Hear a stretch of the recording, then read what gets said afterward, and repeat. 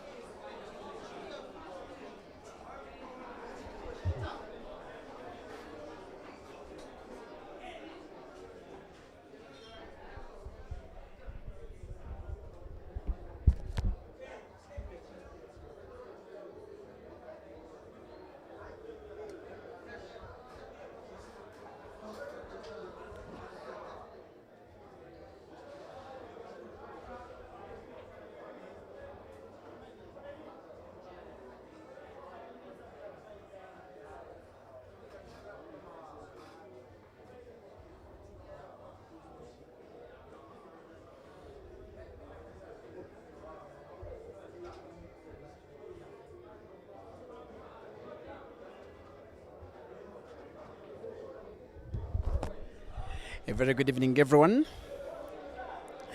Kindly confirm a reception of audio and video.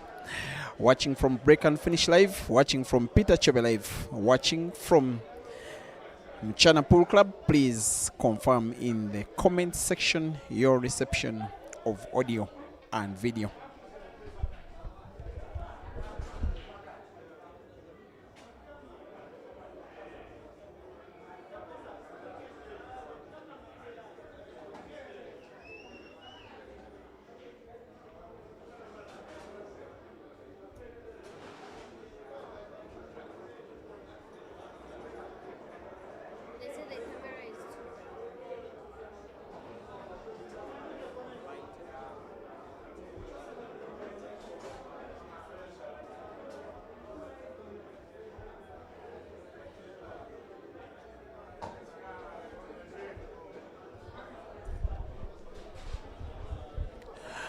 Sound check.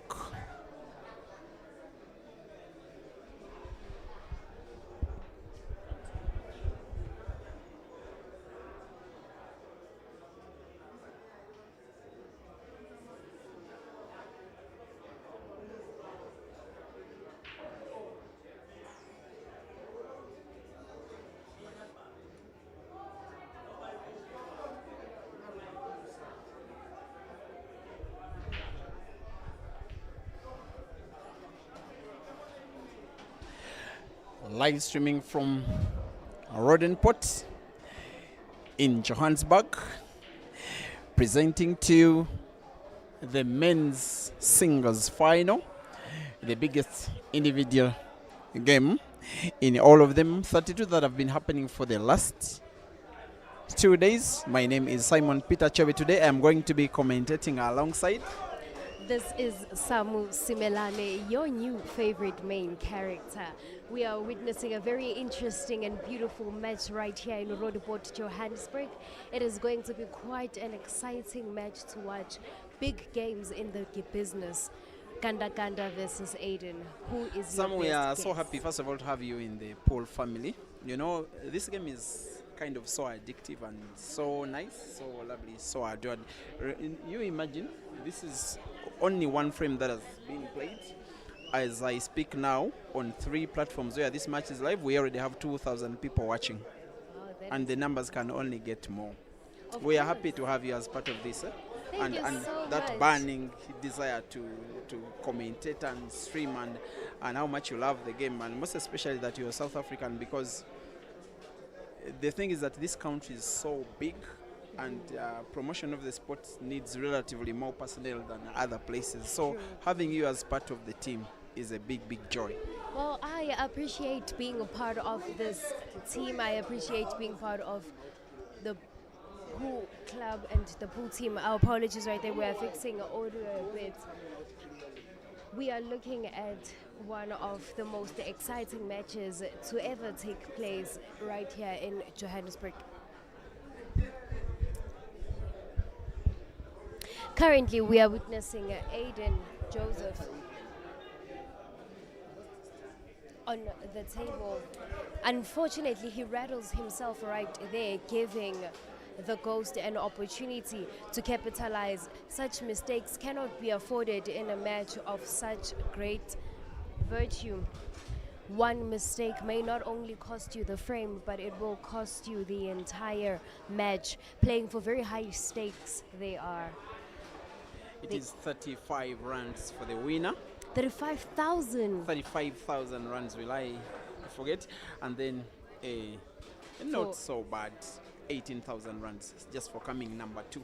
Because so while bad. they would have been second, they've already come better than 30 other players. So it's a very good comp. It is very rewarding. It is. The scoreboard is still being updated right there, and fortunately it was updated enough. They did a little bit of an error there. Aiden Joseph with the first win of the day. The score is currently 1-0 to Jeremiah Naidu. And how much of these players have you been watching of them in the last month that you have been part of the South Africa Pool family? I've been watching quite a lot of these players. I'm well acquainted with a lot of players from the Western Cape, Alright. players who play in midday, Western Cape and Bellville. I'm very well acquainted with majority of the players who are in this arena right now, all the way from LPA leagues, all the way from Soweto and every other corner of South Africa. Because just like you said, the sport needs great exposure. Exactly. And they have been trying to put it and cement it into the platforms, but I think it is only now that we are getting this exposure that we are now experiencing. Just like you said, we have thousands of people watching us right now, which tells you that not only is it just an impactful sport on the board, but it's also an impactful sport into people's feelings too, just as big as any other sport could be. I have to say that you are so insightful. I am in a very good way surprised at someone that has been in the sport so short and can analyze the sport so good. Now, as Jerry equalizes, he's originally from KZN. He's born in Durban. His boyhood town, I think, is Umlazi. I don't stay here like yourself. How often does he frequent himself in Johannesburg or anywhere in Gauteng? Well, if you go into Jerry's profile on his social media accounts, you see that he does in fact visit these many clubs and about Johannesburg. He goes to Billet Cafe and Sandton. He does visit places like Foreplay here in Roodepoort. And he frequents himself with coming here whenever he can. But just like you said, he is from KZN, which I would presume that he practices most of his games in his hometown.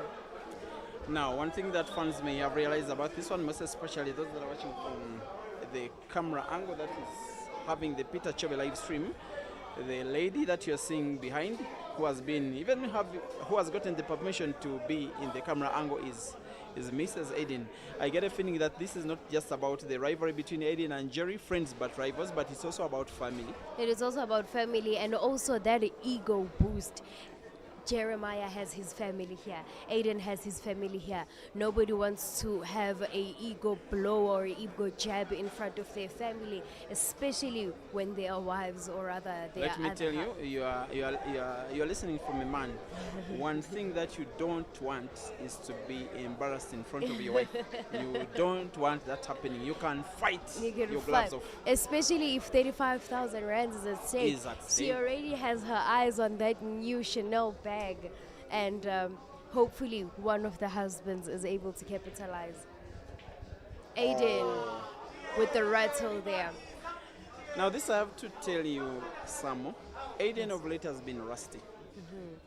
Most especially this year that I'm talking about, 2026. 26. So last year, for the first half of the year, maybe for the first 2/3 of the year, he was clearly the guy that was on fire on the continent.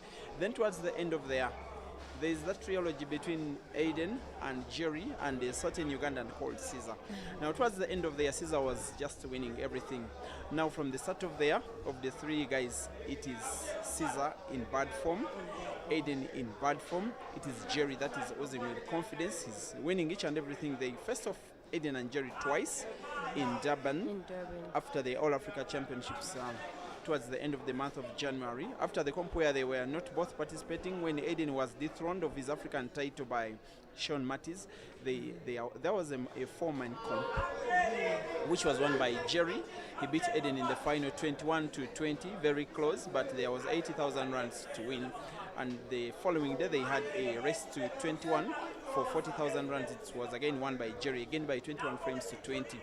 And after then, there have been two races between the two, both won by Jerry, and this time round with relatively bigger scores. So he starts this one off as the guy with better form. He's not rusty, he's shooting well, he's winning well, his team is in the final, that is big KELS. Him himself as an individual is in the final, and maybe all signs are that he could be defeating ADEN in a big comp in Jersey for once in quite a long while. Damn, with that much history behind them, it is quite evident that the Ghost has everything to play for right now. He does not want to be known as the player who loses to Ganda Ganda all the time. And right now he's in his hometown advantage. Perhaps just being home might give him that sense of serenity that might allow him to punch just like he slid that black ball into that pocket right there, putting himself in a lead against Jerry. That is a very good confidence boost, taking the lead. And the race will be quite long, a race to 15, but given the quality of these players, certain we may need less than 2 hours to have this done to conclusion. Now, if this game was, say, between Tammy and maybe Ibra, I hope you are accustomed to the two. We would need a minimum of 3 hours. I have seen them play. Ibrahim is a very good player. I love his green ball control and confidence on the table. He's been showing such excellency as of lately. He is indeed a player that I will be giving myself time to read and strategize upon, just to see how he thinks and if I'm able to get his pattern correctly, because he has quite an interesting one. You're close to Zimbabwe. Why don't you just, you can even use the road to go to Zimbabwe. I am actually going the following month, the next month actually. To Queens in Bulawayo. Yes, there and is before then, the week prior, that is around 2 weeks from now, there will be the African Heibo Championships in Harare. So that's where the African Pole family is going to be, and nowadays a big part of it.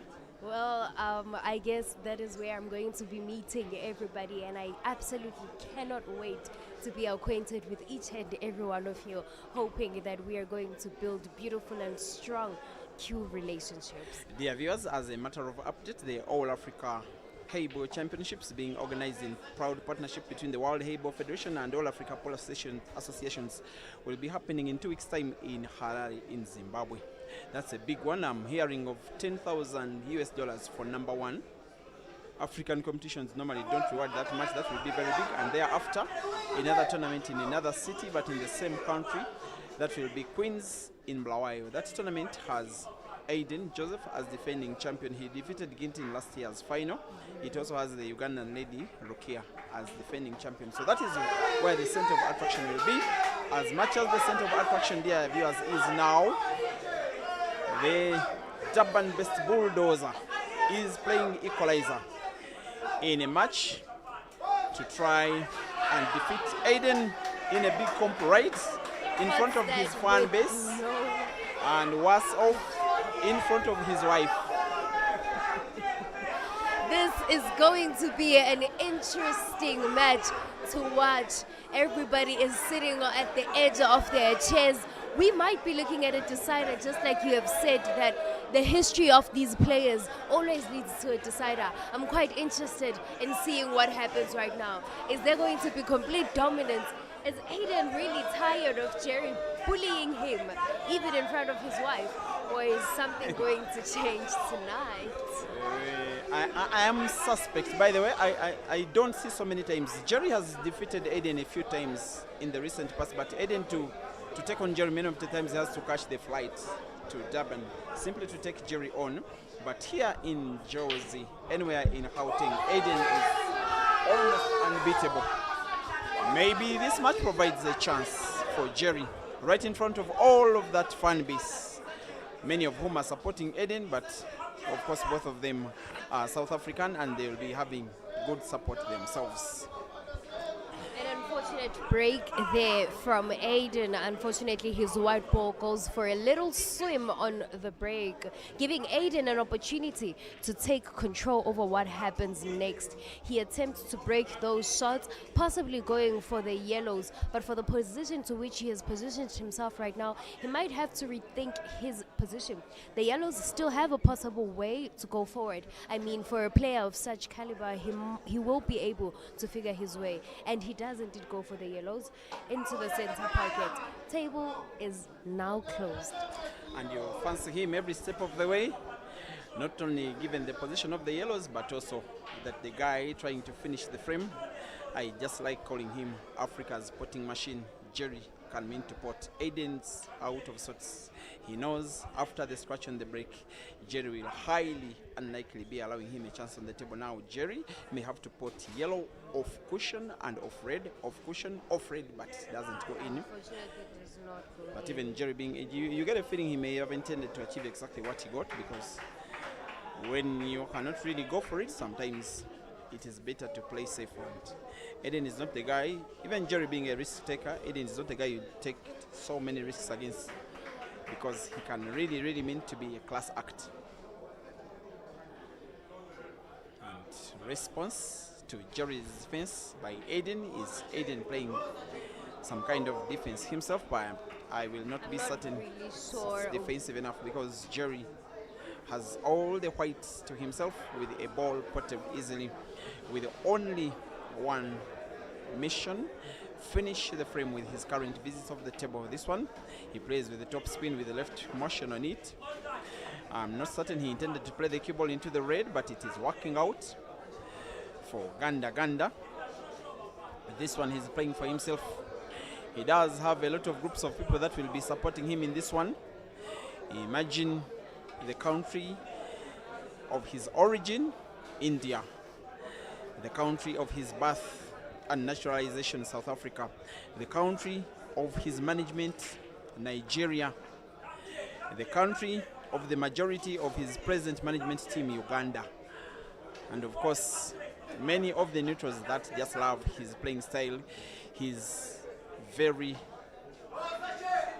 doesn't fear taking risks, Jerry. He plays very fast.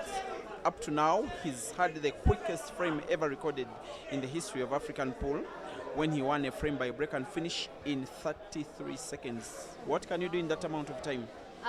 Probably scratch the white ball. So he won a frame against Caesar in 33 seconds at Mchana Pub and Grill 2 years ago. And when he did that, he was breaking his own record. He had recorded another 37 frame up. And every time I discuss with him, he says it's just that most of the time when he's playing, there is no camera. He says there are other quicker frames that he has been winning. This one is not as quick as such, but is equally effective. The bulldozer gets to take the lead. Same. Oh, this is going to be interesting, like I did mention, ladies and gentlemen.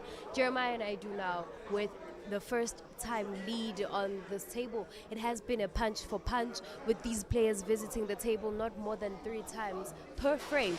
This is going to be very interesting. Now, the quality of the players suggests that they'll be taking on each other. You will not see so many times when a frame happens with each player visiting the table twice. When they get a chance to come on table, the idea is to finish the frame, unless the frame is really unfinishable. We shall be having the benefit of camera replays.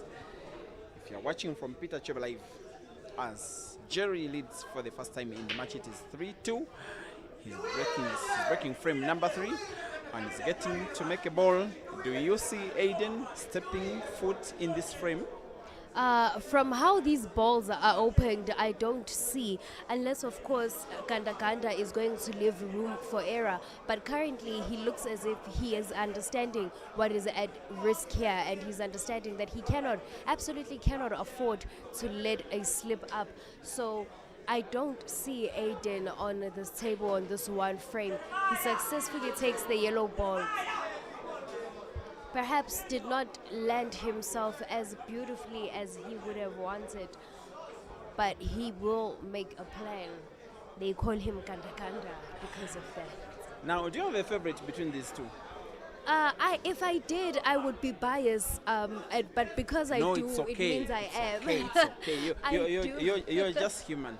I am human, hey. You're Johannesburg born. I'm born and bred in South Africa, Johannesburg, yeah, and of course, when I am met with a player of such multitude, Aiden Joseph, he knows how to play the game. I have trust in his ability to equalize. I have trust in his ability to capitalize on even the smallest mistakes, like Jerry might do. I'm just trying in a cheeky way to see who of the two you're supporting, but you're kind of hiding. I am, of course, I am hiding because you never know what might happen. I'm still very new in the industry.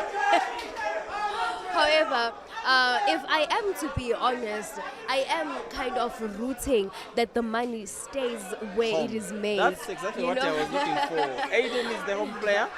She's supporting the ghost. However, that's what is happening.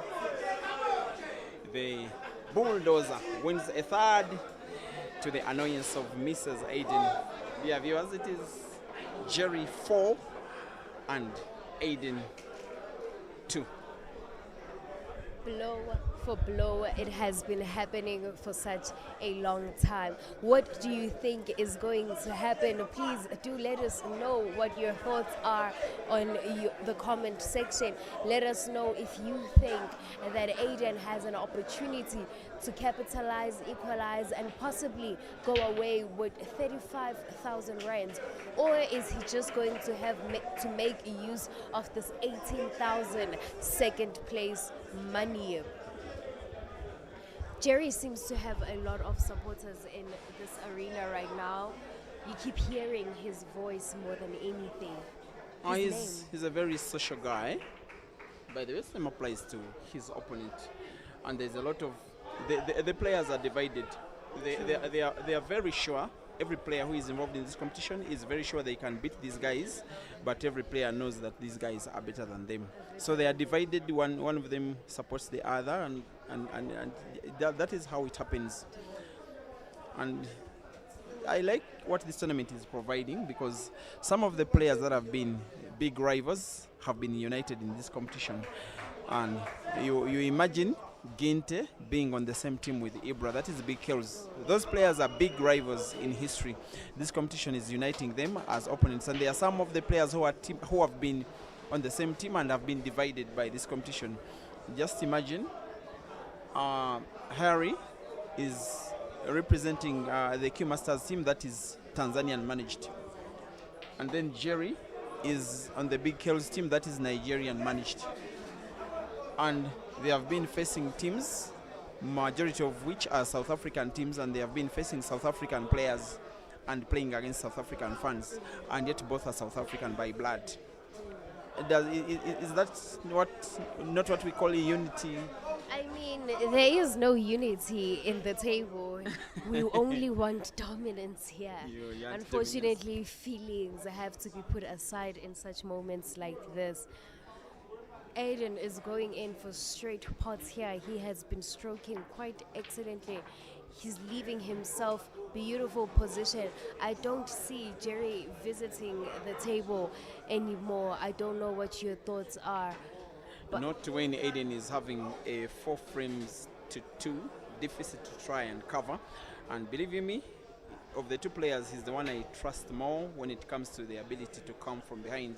In this tournament itself, he has come from behind twice, and against some of the best players from South Africa. In the first round, he went 4 frames to down against Sean Mathis, the current African champion, and Aiden won 11 frames to 8. That was such an interesting and thrilling match to very, watch. Very Sean Mathis had it there in the beginning and unfortunately lost it somehow. The ghost became invisible during the game. And just took everything away. Then in the quarterfinals, he came from 4 frames to 1 down against the African Championships runner-up. That is Harry Houdin. Interesting. And it seems as though he's coming back now, because he's about to put the score at 3-4. Aiden Joseph still behind. Looks like Leroy is biting his nails.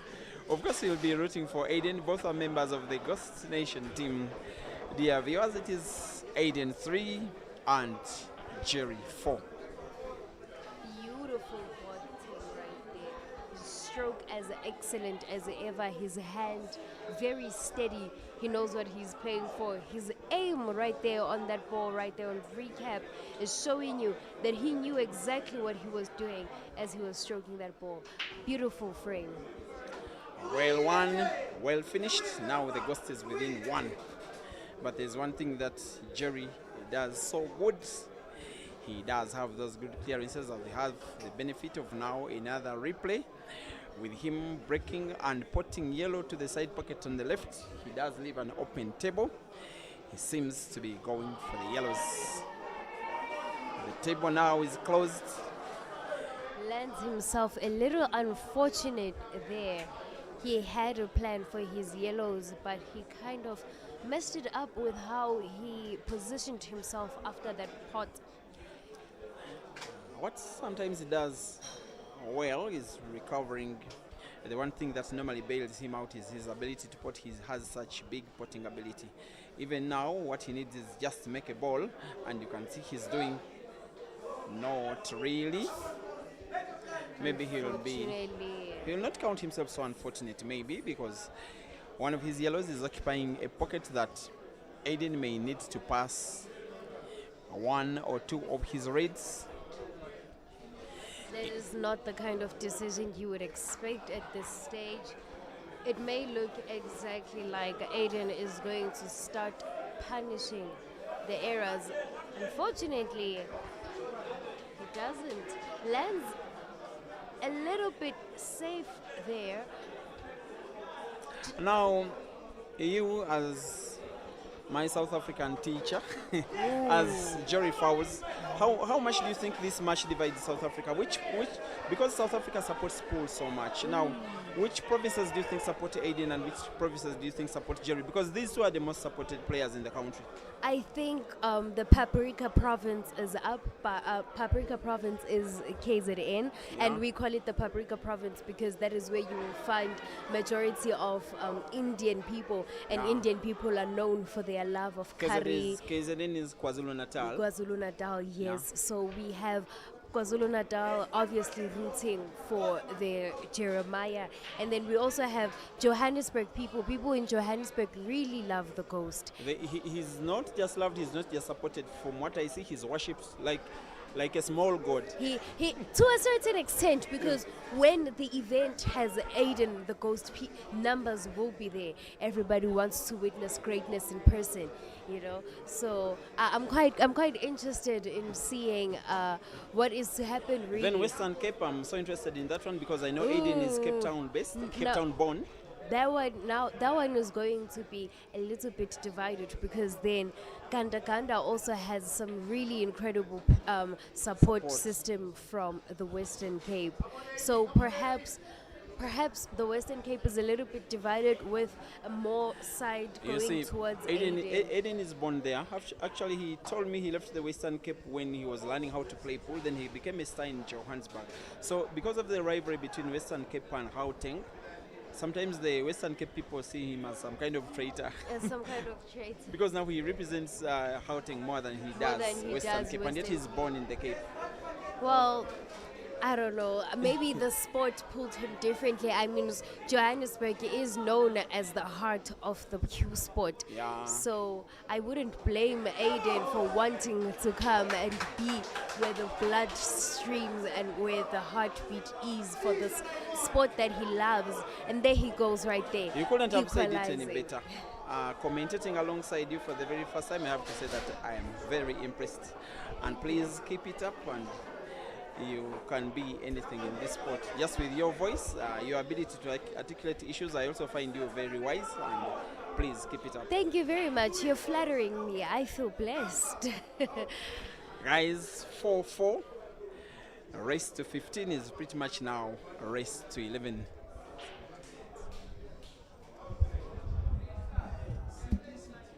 Now, this is going to be an interesting frame. Who is capitalizing, who is equalizing, and who is leading? We are currently witnessing Jeremiah Naidu with the break. Aiden just broke there. Unfortunately, he had himself a dry break. The ghost taking his time around the table. Much necessary move for a player who plays as fast as he does. He cannot, absolutely cannot afford to slip up on what is happening right now. Ooh, the rattle on the rumble. That is what I like to call such misses, because that ball rattled right there on the bottom left. He's quite unpleased with himself for understanding the type of situation that he has put himself in. The ghost might not let him live to see another visit into this frame. It is looking quite interested. I'm not really sure what the ghost's plan there was. He might have ran himself a little too much for what he would have wanted. However, players of such caliber always know that when you make a mistake, you make it work. So I have no doubt in his ability to make it work. Pots that ball perfectly, leaves himself for that middle pocket that he was looking at just a few moments ago. It is going to be very interesting as to what he does there. Is successful in breaking his ball there. He does not look like he has any anticipated problem ball. He does have a ball touched to the yellow that he just solved right now. His pattern looks quite distinctive. He may be looking to go for a finish right here. He does not look like he is in any mood for any mistake, and he does not look like he is going to be making any anytime soon. The score is 4-4. Steady hand, steady stroke. He's looking like he understands what he is doing. Might have to hit a little pullback right there if he is to find himself perfect position on the black ball. Uses the cushion instead and lands himself on a straight shot into that ball. The ghost with the lead. 5-4. It is going to be a very long race. We are going to 15. What is going to happen? Please do keep me in touch. Make sure you are commenting on the live. Let me know what you think of my commentary. Let me know where you want me to work on, what it is that you think I should be improving. But more than anything, welcome me with safe hands into the sports arena. You are about to hear a lot of me.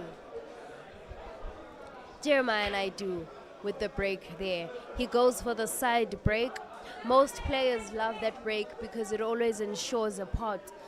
However, it didn't ensure a pot, but perhaps it did leave him in a little, just a little bit of a safe situation. Whatever shot Aiden does right now has to be a technical one.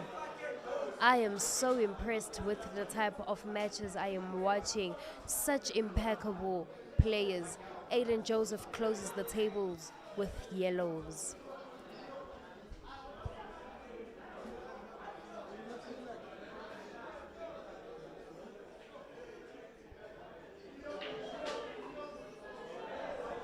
This is usually where experience is needed, and right now it needs to show up.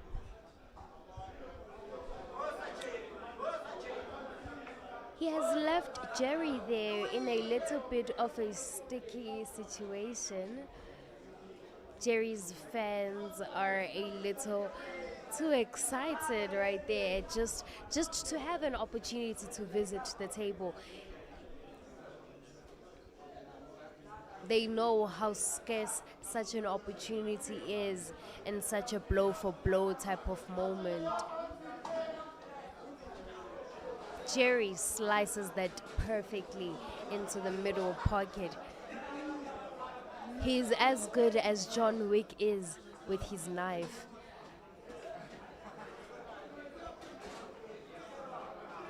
His plan is quite distinct. Nothing looks too difficult or too tricky. He is going to be able to clear this frame out. He almost met Little Rattle at the Rumble there, but fortunately enough, rather, he did not. Working out his pattern, Jerry is playing rather calmly for a player who usually just punches everything into the table, which will tell you that he understands that the stakes are really high. I heard earlier on from Mr. Kobe. Peter was just telling me how the history between these two players is that Jerry has never won against ADEN in Johannesburg. Will this be the first time he does that? He plays such a perfect match. He's leaving himself with a beautiful cut there. All he needs is just perfect position for the middle pocket, and he equalizes on this frame. He sees himself so perfectly. He landed it so smoothly. It was as though he used his hand to do it. What a warm arena. What a beautiful night it is at Foreplay Roadport tonight. Do come join us if you are able to. We have good music, good food. We have perfect sportsmanship here in the arena. If you're a player yourself, there are side bets happening. There are frames that are up for grabs. But more than anything, we are still to watch 250 South African thousands of rands being won by one of the teams, Big KELS or Q Masters, that saved him. The table is quite open, no anticipated problem ball. For players of such caliber, I don't even think problem ball is such a thing in their vocabulary. They'll work it out. Aiden Joseph takes the red ball. His pattern is very open. He doesn't have any anticipated issue. He runs a little bit too much. He has possible pockets to go to. Yellows, however, is going to be technical. That is if, of course, Jeremiah Naidu does visit the table. These players play as if they are not controlling the cue ball by their strokes. It is almost as if they just take the ball and put it one by one. What a beautiful match. Aiden met the Little Rumble at the bottom.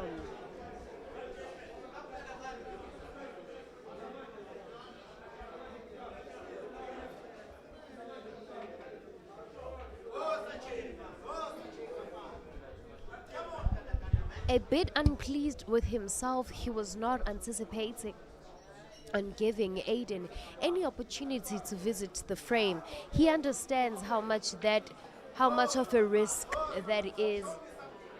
Such mistakes will and can be punished. At this stage of the tournament, such a shot is a gift. Jerry taking his time with only but one problem ball. He is contemplating on how he is to solve that ball because Aiden has now complete control over the top left pocket where Jerry's ball seems to have a possible pocket too. He's working his way, lands himself successfully. Just like I said, ladies and gentlemen, for players of such caliber, I don't think such a thing as a problem ball exists. He's now mapping his way out,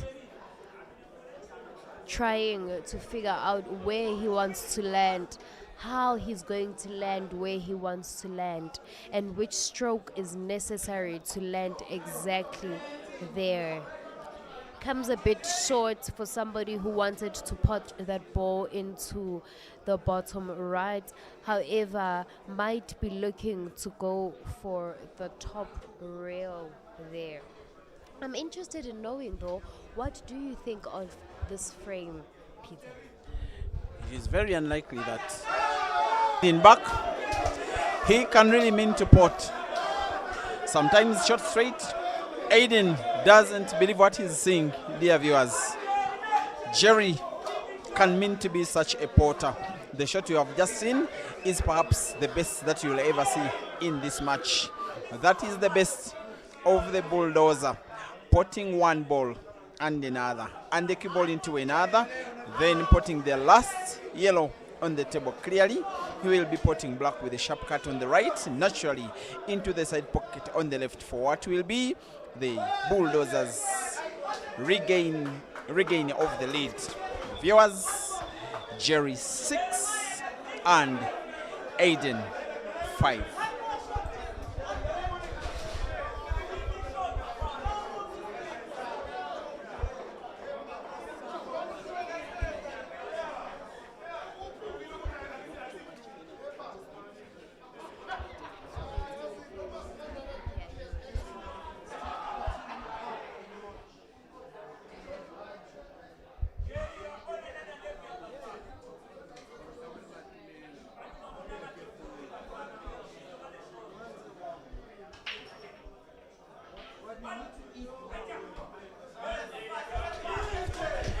You may even have to tell me what you think about that shot that Jerry just displayed that won him the frame. Whether you think it was a genuine skill or you thought there was a little bit of luck as to get to watch the replay of his break where he gets to put one red, leaving an open table, of course wanting to win the frame and win it now in this current visit of the table. I even have a feeling that maybe some bit of luck with his new management, because Jerry is this player that has been changing management teams quite a lot for the last 2 years. He's been managed once in Uganda by the Advanced Talent Agency. He's had different managers both in Kenya and Tanzania. Now he's Nigerian managed, but ever since joining Big KELS, boy oh boy, Jerry is doing wonders on the pool table. I'm starting to think he could be some kind of favorite, because not only is he shooting well, he can even mean to be lucky. Look at the manner in which he finished the previous frame. Clearly, I doubt what he did was what he intended. Now look at what he's doing. He's producing magic, potting and producing space in between the balls. He's, however, laughing at himself for the fact that somehow he's lost the position of play of the cue ball. His intention, like you may have seen, was to play the cue ball into another of the reds, but now potting is close to difficult, if not impossible. That's why he's playing not to pot. And as for Aiden, he will be knowing that he has to react. First of all, either playing completely safe, if not making a ball. If he achieves none, maybe he will be concealing a 2-frame deficit. Aiden is not looking quite happy right now. He's very under pressure from how Ganda is playing. Might be going for a pocket close right there. Is a little bit unfortunate because Jerry can still see his way into that. The table has been changed. But there is space for Jerry to pass his red. Well, of course he will, because the red does go in. Whether direct, he can even use Aiden's yellow to support the movement of the red. He as well needs simply to have the cue ball in space. The black is in space as well. The last red is in the pocket. He is clearly winning the frame. Aiden looks a little out of sorts. He needs to play himself into confidence. I'm also starting to think if he loses this frame now, he may need to have a minute or two out. Just to re-talk and regroup his mind. Regroup his mind. Also lower Jerry's fire. Because Jerry's like on fire now. Just a little, yeah. He does need a little bit of an extinguisher. Perhaps he must be given one shot of whatever he drinks on Aiden's ball. Otherwise, the frame is clearly as good as gone. Now, most especially those that are watching from Peter Chobe Live YouTube, all those beautiful camera replays, all the top class audio, and is the production of the video that is brought to you by Q Sports Africa. I've been watching some of their videos. I believe the timing of their replays, the quality of their stuff is some of the very best that there is in the world. Believe you me, I don't even know whether they are professional pool players, but every time a frame is done, in some kind of way, the highlights of that same frame are ready in just a second or two. That one is my favorite moment in the live stream. They are very effective in how they do their work. I've been looking at them for the past 2 days because we had a different live streaming company. Hence, people were complaining that the live stream had a bit of an issue. That is true, but we did fix the technical issues and we bought the best, only the best in the business. And they'll be doing this and we'll be doing it for so many years. I'm also happy to have had a word with one or two of them. Maybe once in a while I will be at home and then they are streaming matches all over the place here. And they are showing me how I can even commentate from home. Maybe commentate from me alongside you when we are thousands of kilometers away. That's what technology can do. Technology is very great. Like I was saying to the listeners here, that they are still yet to see more of me because technology is broad and big. I can be commentating on matches happening miles away while I'm just sitting at the comfort of my bed. Jerry, with a complete dominance here on that table. I don't see ADEN coming back into this frame. Dear viewers, you are looking at the bulldozer increasing his lead. This is starting to look a little too worrying. If you are a fan of ADEN, it's even more worrying if you are ADEN Joseph himself. A lot to fight for, but his opponent is fighting even harder. Light work of frame number 14, won by Jerry with one visit of the table. It is now 8 frames to 5. The lead is 3. ADEN himself looks quite impressed with how Jerry is playing. It's quite interesting to see such sportsmanship even. The replays are brought to you by Mzansi Sports Media. And look at how fellow players are now turning themselves into fans. That is Bobesi. He's the best player from Eswatini. Seems to be supporting Jerry all the way. He is currently putting on the side bet that Jerry is taking this and he is asking anybody for 15K. Now, the only reason if I were to bet that I would ever bet on any African player beating ADEN in Gauteng is when ADEN has been rusty and Jerry has been oozing with fire. That is the only reason. On a normal day, I will bet on ADEN against any African player any day, as long as that match is in Jozi. That match is in Jozi. He needs to be in his home ground advantage. I mean, he did, of course, learn everything he knows about pool here in Johannesburg, and he has been playing really great competitions. I believe you're going to fill me up on his history right after this, because I have been hearing such incredible things about ADEN, and I am so shocked that how am I acquainted with him for such a long time, but I don't know these things. Now, this guy that you're watching, the guy that is playing, he became South Africa's under-19 champion as way back as 2013 at the age of 18. Since then, he has never looked back. He got, because of when becoming under-19 champion, he got a call-up to the national Proteas team that was participating in the All-Africa Pool Championships in Dar es Salaam in Tanzania, representing so well. Then he was 19, and believe you me, he reached the final. That was a sign of things that were to come in his career. He was playing against very experienced guys compared to him, and he beat majority of them, reaching the final. He lost out to fellow South African, that is Ishmael Mtetwa. I hope you know the guy. I've heard of Ishmael Mtetwa. I really need to do my research here, because I'm so fascinated by everybody's skill. Look at what ADEN has just done there. He's always full of highlights. Sometimes I just like to see it when he's in trouble, because that's when you get to see the best of him. Look at the replay brought to you by Mzansi Sports Live. Aiden by the bank and gets in the shot. Hopefully a shot that beautiful from the Ghost gets him to win the frame, because it was good enough to position himself. It's such interesting that Ganda has been playing for that long. I mean, in 2013, I probably still had my first teeth. They weren't even out yet by then. No, when Ganda learned how to play pool, you were somewhere in your nursery school, eh?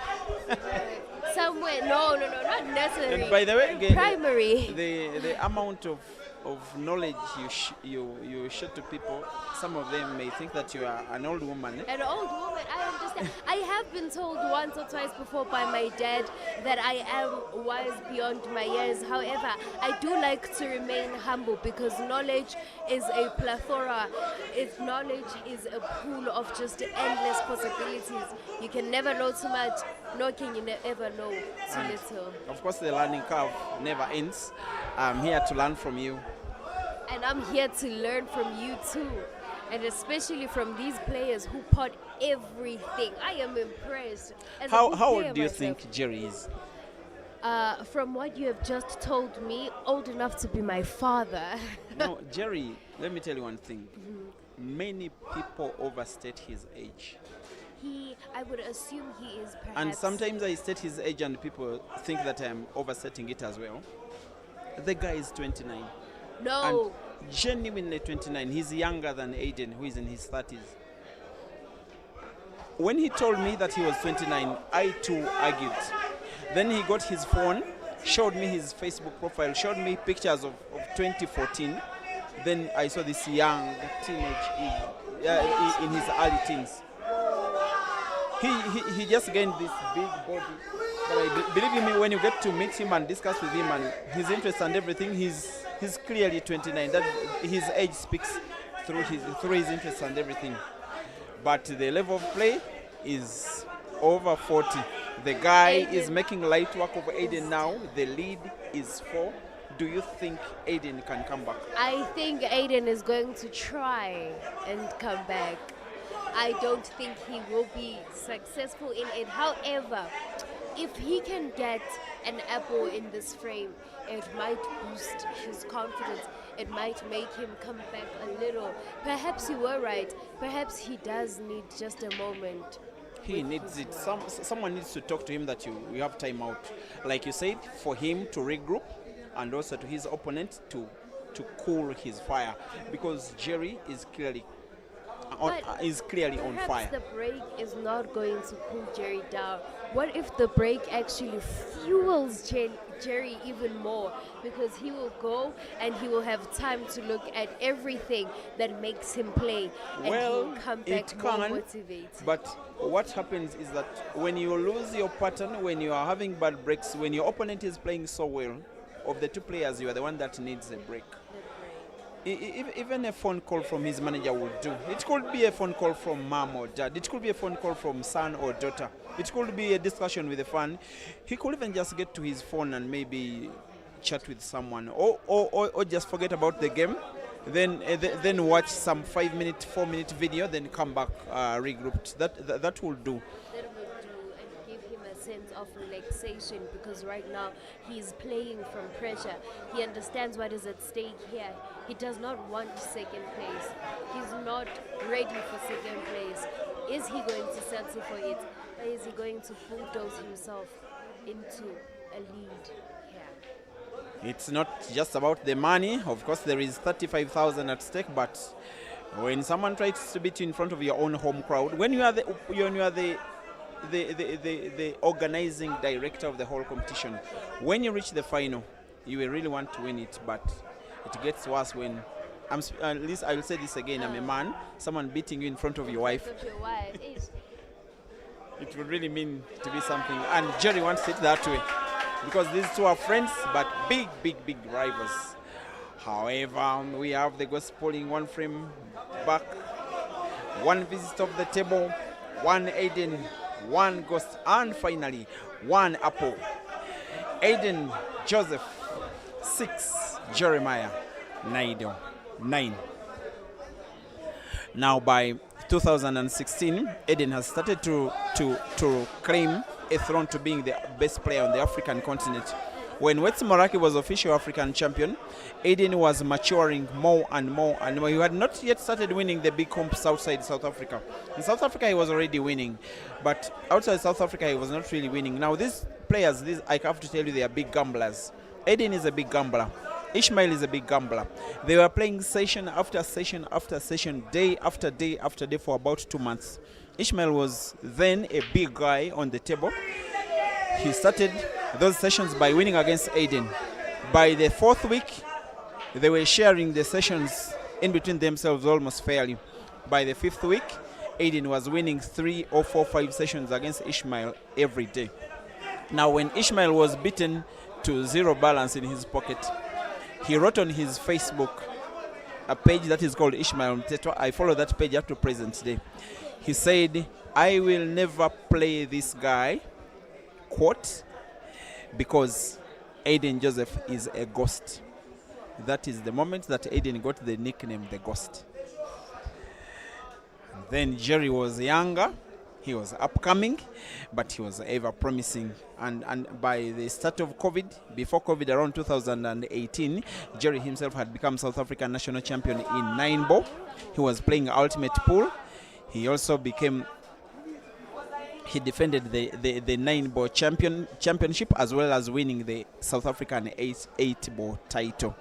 And after COVID and during COVID, he had already established himself as him and ADEN as the best 2 players now in South Africa.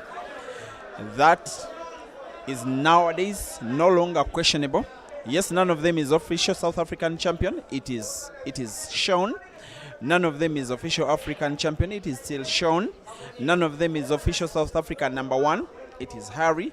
But every South African player from every province, from Gauteng, from Mpumalanga, from Western Cape, from KZN, they know that these 2 players are in a class of their own. When they are racing against each other, it is the best that South Africa has to offer. Now look at that from ADEN. I have to tell you, I love watching this guy play. Sometimes the stuff he does is a little like artificial intelligence, but believe you me, it is someone playing. The shot that opened up one of the yellows and got it close to the center pocket, the yellow that is about to play, was nothing short of magical.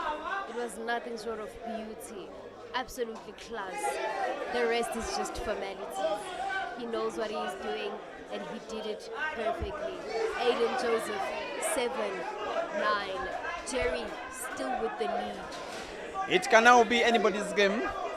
You may love the match as close as it is in terms of the scores. From the neutral perspective, you may not love the one-sided one.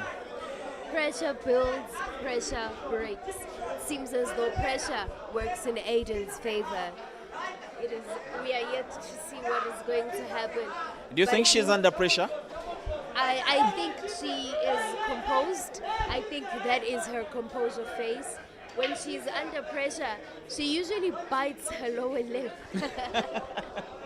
We will see it very soon. This I'm going to tell you, she will watch this video and you will have some questions to answer. Trust me. I will try to answer them as honestly as possible. I mean, I do study human behavior, and I have been looking at her behavior. Her shoulders kind of scratch down whenever she is under pressure. Like if you look at 2 frames ago, she was starting to get bored and annoyed, and it wasn't because she didn't want to be here. It was because she was understanding the pressure that this means for her partner. I'm loving what I'm seeing. You know, when your wife shows that she has your back, when she demonstrates it to the public that she's your number 1 fan, she accepts to sit in front of the camera. She accepts, even well knowing that sometimes the cameraman will be pulling her close when even the situation is a little bit tense. But she just wants to support her husband. I just like that. It means that they are playing together. But I tell you what, Jerry doesn't want to know. Jerry does not care about any love, romantic relationship that is happening in the arena. He is here to pot balls and win frames, and that is exactly what he is doing. giving himself perfect. Now, there's this thing that sometimes people, fans, most especially fans, are mistaken about Jerry. They consider him to be this porter. They don't give him enough respect in terms of his key ball manipulation. They even don't consider him someone who can play safeties. Believe me, the guy is complete. And in a very good way, he does stuff, very good stuff, and does it faster than anybody. Look at how much time he's used to play and win this frame. The frame is won by Jerry, just like that. And one thing, he can even demotivate you when you are his opponent, because like you can see, ADEN put in a lot of hard work winning the previous frame, and look at how light work Jerry has put in just to rub the frame away and regain the 3-frame lead. Sometimes it demotivates you when you are the opponent. 7 frames for ADEN as Manyatela smiles the night away, and 10 for Jerry. He seems to be happy with what he's seeing, as much as I think that he will want to support ADEN for the fact that Manyatela is Josie best anyway. Soft break by Jerry, looks dry. It's dry. Giving ADEN the opportunity to equalize here, giving ADEN the opportunity to completely take control over this frame. The yellows frame back. look beautiful. He looks as though he is going to take the yellows. They give him perfect position. They do give him the ability to control the narrative, certainly right now. And he closes the table with a yellow ball. I understand his intention, but I'm just not convinced fully by it. Confidence is great, but it has to be backed by precision. Will he make it out? Of course he will. His ADEN Joseph. Perfect pot right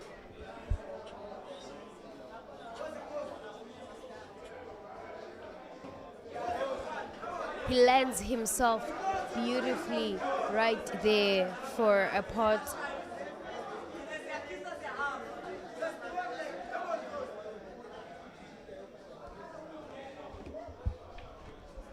ADEN Joseph completely taking control over this frame, looking to go open up his ball, or rather there by the top left.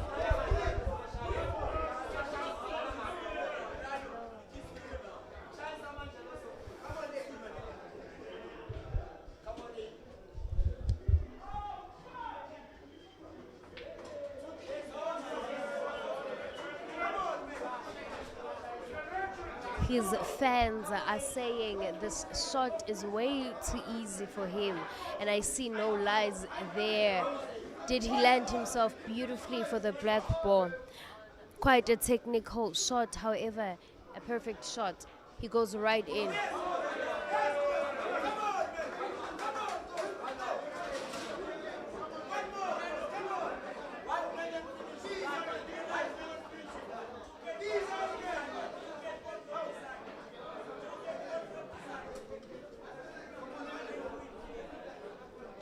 They're calling in side bets on the side.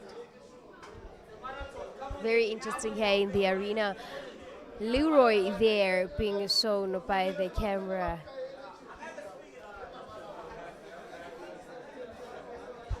ADEN for the break. All he needed was just that one ball to go in, giving him another opportunity to capitalize on it. Is of course looking for an appling opportunity here. Apple will work in his greatest advantage right here, putting him on a 9-10. He would still be down, but not as he was 3 matches ago. We are racing to 15. Who is taking us home? who is leaving with the lump sum of 35,000 rands, and who is leaving with the runner-up prize of 18,000 rands. It is going to be interesting. Steady hand there from ADEN, steady stroke. His eyes look as though he understands what precision is. Unfortunately, he met the rattle at the pocket. This is going to, unfortunately, leave him at an opportunity to give Jerry another visit to the table. Jerry has been playing with so much precision.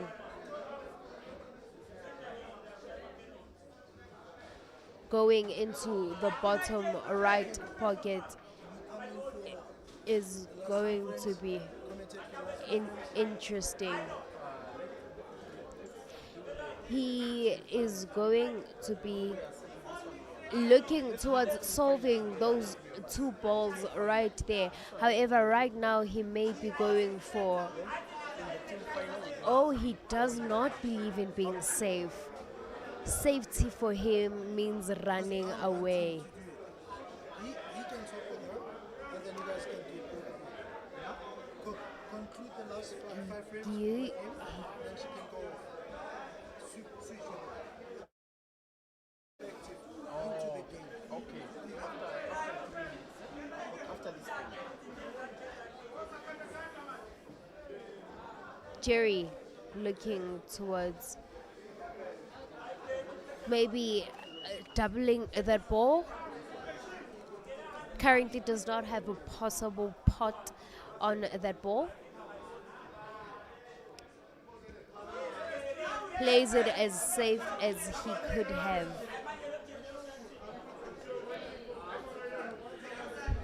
Now, Samu, you are being heard now by a minimum of 5,000 people watching live, combined on Break and Finish Live Facebook, Mchana Pool Club YouTube, as well as Peter Chobe Live YouTube. Oh, wow. Just in case you may have someone to shout out to, the people who have influenced your journey in the game so far. It is still young, but I know that it's still going far. Something you told me about someone, I know you need to mention about someone whom I know that means a lot to South African pool. To be quite honest with you, a lot of people have helped me throughout my journey in pool. But to be honest, I think I owe grave gratitude to everybody in the University of Western Cape Super Pool Club, the likes of Marlon D. Levender, the likes of Matthew Didloff, Luto Bason, Sanele Zulu, Lihle Kayoyo, there are a lot of them. Uncle Franklin, of course, Uncle Franklin, for allowing me opportunity to, come and witness the matches live. I did not pay each time whenever there were big matches happening, free tokens and whatever. He really influenced me. But even the people who have loved and accepted me when I moved back to Soweto and in the LPA League, the likes of Rippers Sports Pub in Johannesburg, Soweto, there are so many people who have influenced my journey. Now, where does Prince Morahe fall in that journey? That is where I was going, because that is where my life took a I know turn. he's listening. Yes, that is where my life took a turn, because after I met Prince Morake, he saw this beautiful potential in me. He said to me, "Young lady, you articulate yourself very well. I think in this business you are going to grow." And I said to him, "But I'm not a good player. I make mistakes on the table." And he said, "Perhaps your calling might not be on the table." And I was like, "You are right." And I started doing commentary with him. He started, training me on what is necessary to say, what I can, what I cannot say. And from then on, I realized that this is where I needed to be, behind the camera, the voice behind the action. And I understand that now this is my calling. You're welcome. Personally, I want to dedicate this stream to some of the most useful persons in the sport. There's a very special person. There is not so much we can do for him as an African pool fraternity. This match I dedicate it to you, Chairman GNM, the boss of the Mchana pool family. There are not so many people who are as amazing as him, how he has revived the whole of Kenyan pool. He has a whole host of dozens of players he takes care of, that is the young ladies and young men. Now as I speak, they're in Johannesburg, and they were the first team to arrive. After this, they'll be going to Cape Town. He's made street players now turn professional, living and being paid. That is on a monthly, simply to play pool. Amanda, may God bless you, Chairman Jenem. And in the meantime, we are going to be joined by a very special person on the stream. You've been listening to him on the website. Now it's also the turn to have him say something. Wiseman, come and please take it away for now. Thank you, Peter.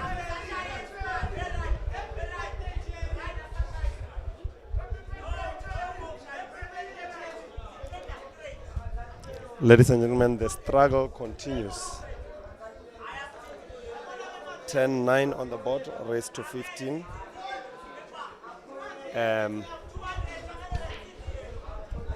We know Ganda versus ADEN, South Africa's finest, Africa's finest.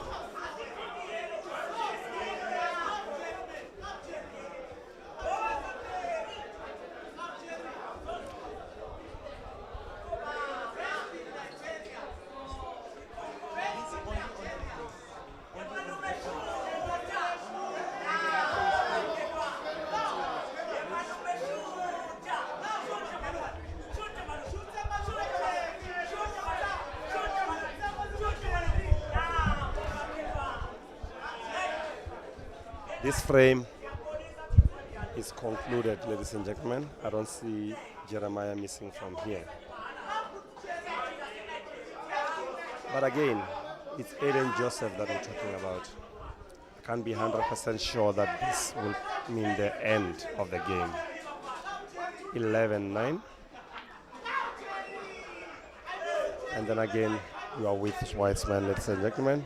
Production brought to you by Q Sport Africa, with Mzansi Sports Live. It's these guys. It's very rare to not see breaks and finishes from these two. I'm expecting the next couple of frames to be fire on fire. Aiden has to score if he has to survive this. Once Jerry goes on 30 in his pressure, he has to put a ball in. And he goes dry.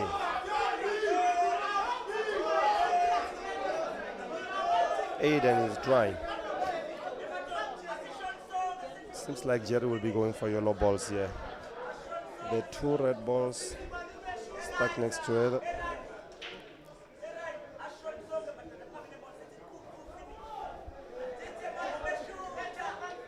Our reply is sponsored by Mzansi Sports Live.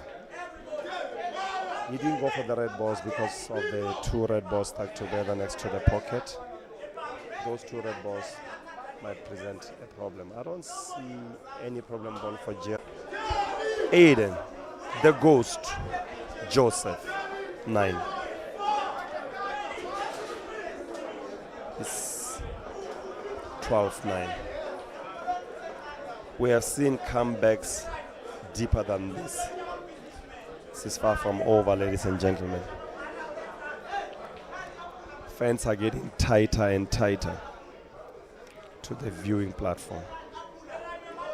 It's Gana on the break. I think if Aiden Jacobs does not find a chance here, chances are getting thinner and thinner, and Jerry makes 2 balls on the break. 2 balls on the break. Again, ladies and gentlemen, our reply is sponsored by Mzansi Sports Live. The production is brought to you by Q Sport Africa Media with Mzansi Sports Live. You are with Wiseman. Do you? Again, Jerry only has 1 ball that he has to deal. So he somehow has to navigate his way to the top right, such that he pots. This ball looks like it's going from the angle where I sit. In that case, there's nothing to break. Top right with a bit of a punch. It's just a matter of control from here. The red ball behind the black has two pockets.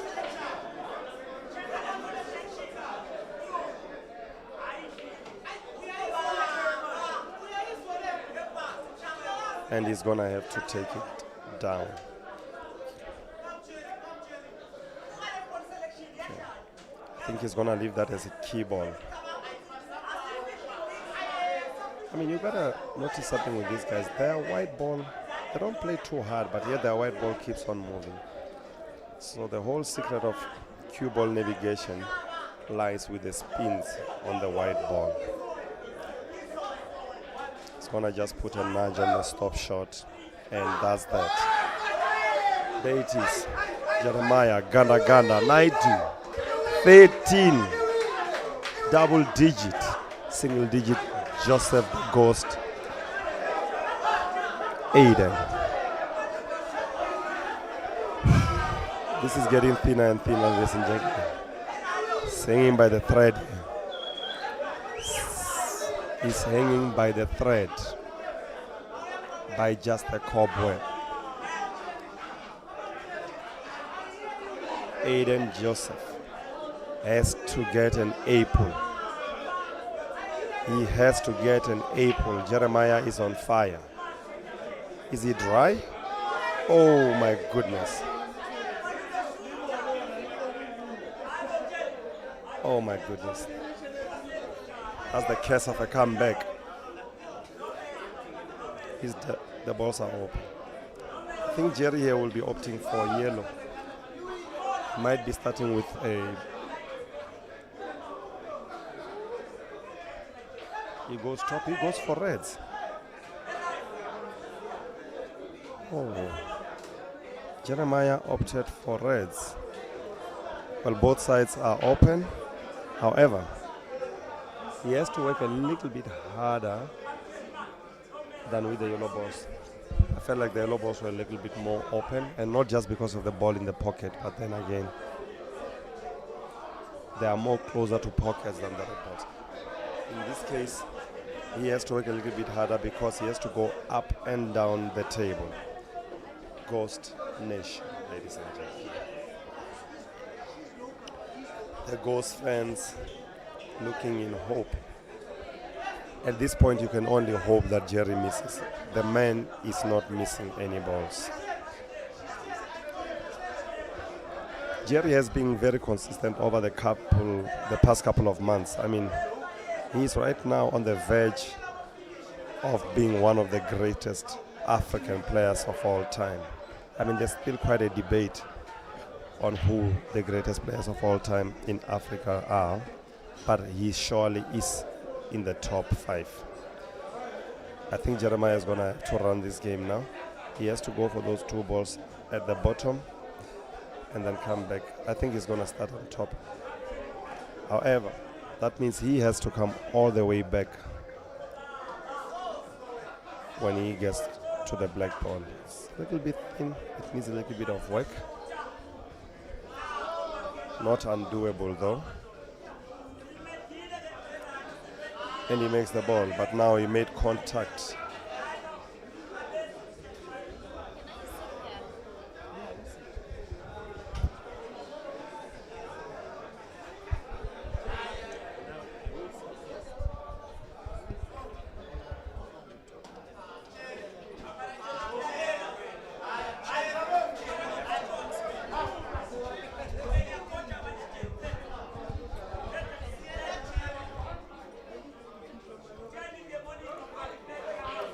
And Jerry missed it. The Ghost and Jerry. The struggle continues. Peter, do you foresee a comeback at this point? I mean, these guys have been in and out. Jerry just missed a ball down there. Do you foresee a comeback coming from Jacob? Now, I've been streaming matches for the last 7 years, and for perhaps 4, if not 5 of maybe 5 of those 7 years I've been streaming matches, including ADEN. Now, if there is one guy whom I trust making big comebacks, that guy is ADEN. In this very competition, he has already made 2 big ones against 2 of the very best that South Africa has gotten to offer. In the first round, the very first round of the competition, he was against South Africa's champion and African champion, Sean Kat Matthews. At one time, Sean led 4-0. Match ended 11-8. You can see. And then in the quarterfinals against Harry Houdini, the runner-up to the African title, Harry led 4-1. It ended 11-9. So against this guy, you can never say never. You will only say you have beaten him when you put the last black. And I'm not saying that Jerry is not winning, because Jerry is clearly the better shooter of the day. Maybe his mind is more set, and it's clear that he's the guy with better form. Even when the breaks sometimes are not good, every chance he's been getting, he has been utilizing well. But just that for ADEN, you beat him only when you've beaten him. Ladies and gentlemen, there's still hope for the Ghost Nation. And clearly, what Peter is saying here is clearly on the board. I think this game should be down, Peter. I don't foresee ADEN's missing this one. I think ADEN's biggest downfall for today was his breaks. He's getting a lot of dry breaks, and I think it's going to be him breaking now. If he gets this break, he might just come back, because now he's only entering the double digit. Still has 3 games to go, a mountain to climb. Jerry only has 2. And irrespective of the outcome of this match, as ADEN pulls on back, in my opinion, ADEN has already performed. You know something that happens, it is not easy to be the chairperson of the organizing committee of a competition as a player and still perform well, because ADEN has a lot going on in his mind. He's taking care of fellow players. Many are coming from across the borders. Stuff like accommodation, stuff like contacting their managers, ensuring safeties, putting monies together for a prize giving and everything. It doesn't come easy. And then this is a mind game. When you're on the table, you're supposed to concentrate fully. It is close to impossible having full concentration when you have a lot going on in your mind. And for ADEN, even reaching this level, I give him credit. And I had to request him yesterday at around this time, because as organizing secretary, the program was to have the finals of the teams end yesterday. When they were playing quarterfinals, he told me, because you remember we were commentating together on the website, that after the quarterfinals they play the semis and then the finals. I was like, ADEN, come on, we rather squeeze more time tomorrow. Yeah. You guys are not machines, you are human. And I also told him that even you are clearly forcing yourself to play. His body language was not someone that was fresh. Even some of his opponents were not fresh. I'm happy that he listened to me, and the final is being played today. And it's a much better final in terms of the quality. But he knows that that guy whose picture is in front of the screen is the guy that has been having more confidence and quality throughout this year. Not just here in Gauteng, not just in South Africa, on the entire African continent. Nobody this year has been playing better than Jerry. And in some kind of way, the debate of Africa 1 will start to ignite even better unless ADEN wins this match, because he as well has a lot in his favor, most especially home ground advantage, city advantage, tables advantage, venue advantage. Those things work in sport. If Jerry wins this match, like he may, it will be a big statement. But you know, for ADEN, you beat him only after beating him. When you start thinking you are on the verge of taking the victory, he starts doing stuff like you can see he's doing. That kind of shooting and control of the cue ball. And now the chance to finish the frame. Stuff that ADEN does, and only does ADEN. Having now 2 reds on the table. Clearly finishable, maybe starting with the one close to the corner pocket top right of the screen. Spinning the cue ball maybe backwards, maybe playing the cue ball round another yellow. He is going for the last red, to the side pocket right this time round. He may have to play the cue ball with a big backspin. Not as big, but that effective. Amid this an on-looking Jerry, ADEN will be winning another frame, a second in a row, which is what he exactly needs. The lead of the Bulldozer lessens. The Ghost gets himself closer 24 frames played, dear viewers. Aiden Joseph 11, Jeremiah Naido 13. Timeout, Jerry. And after this match, we are having the very last one of them all, the team event final. Be ready to watch and cheer on whichever of the two teams you may fancy. The Q Masters and the Big KELS racing to 13 for victory for the title of the Ghost Nation Ultimate Team event. But first we have a small matter of the singles that has two of the very best, perhaps the best two that South Africa has to offer. The Durban boy Jerry and Cape Town stroke Gauteng boy Aiden, with Jerry having a 13-frame lead. Commentary shall be resuming with the resumption of play.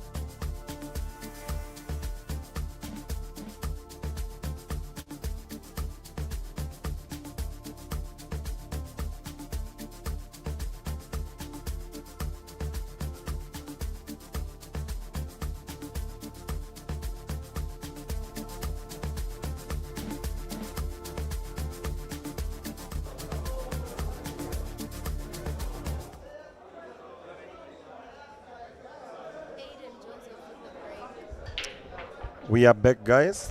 The production again brought to you by Q Sport Africa, Media with Mzansi Sports, live. Aiden Joseph just made another dry break. The man looks relaxed, but then again, is getting thinner and thinner. The replay sponsored by Mzansi Sports, live.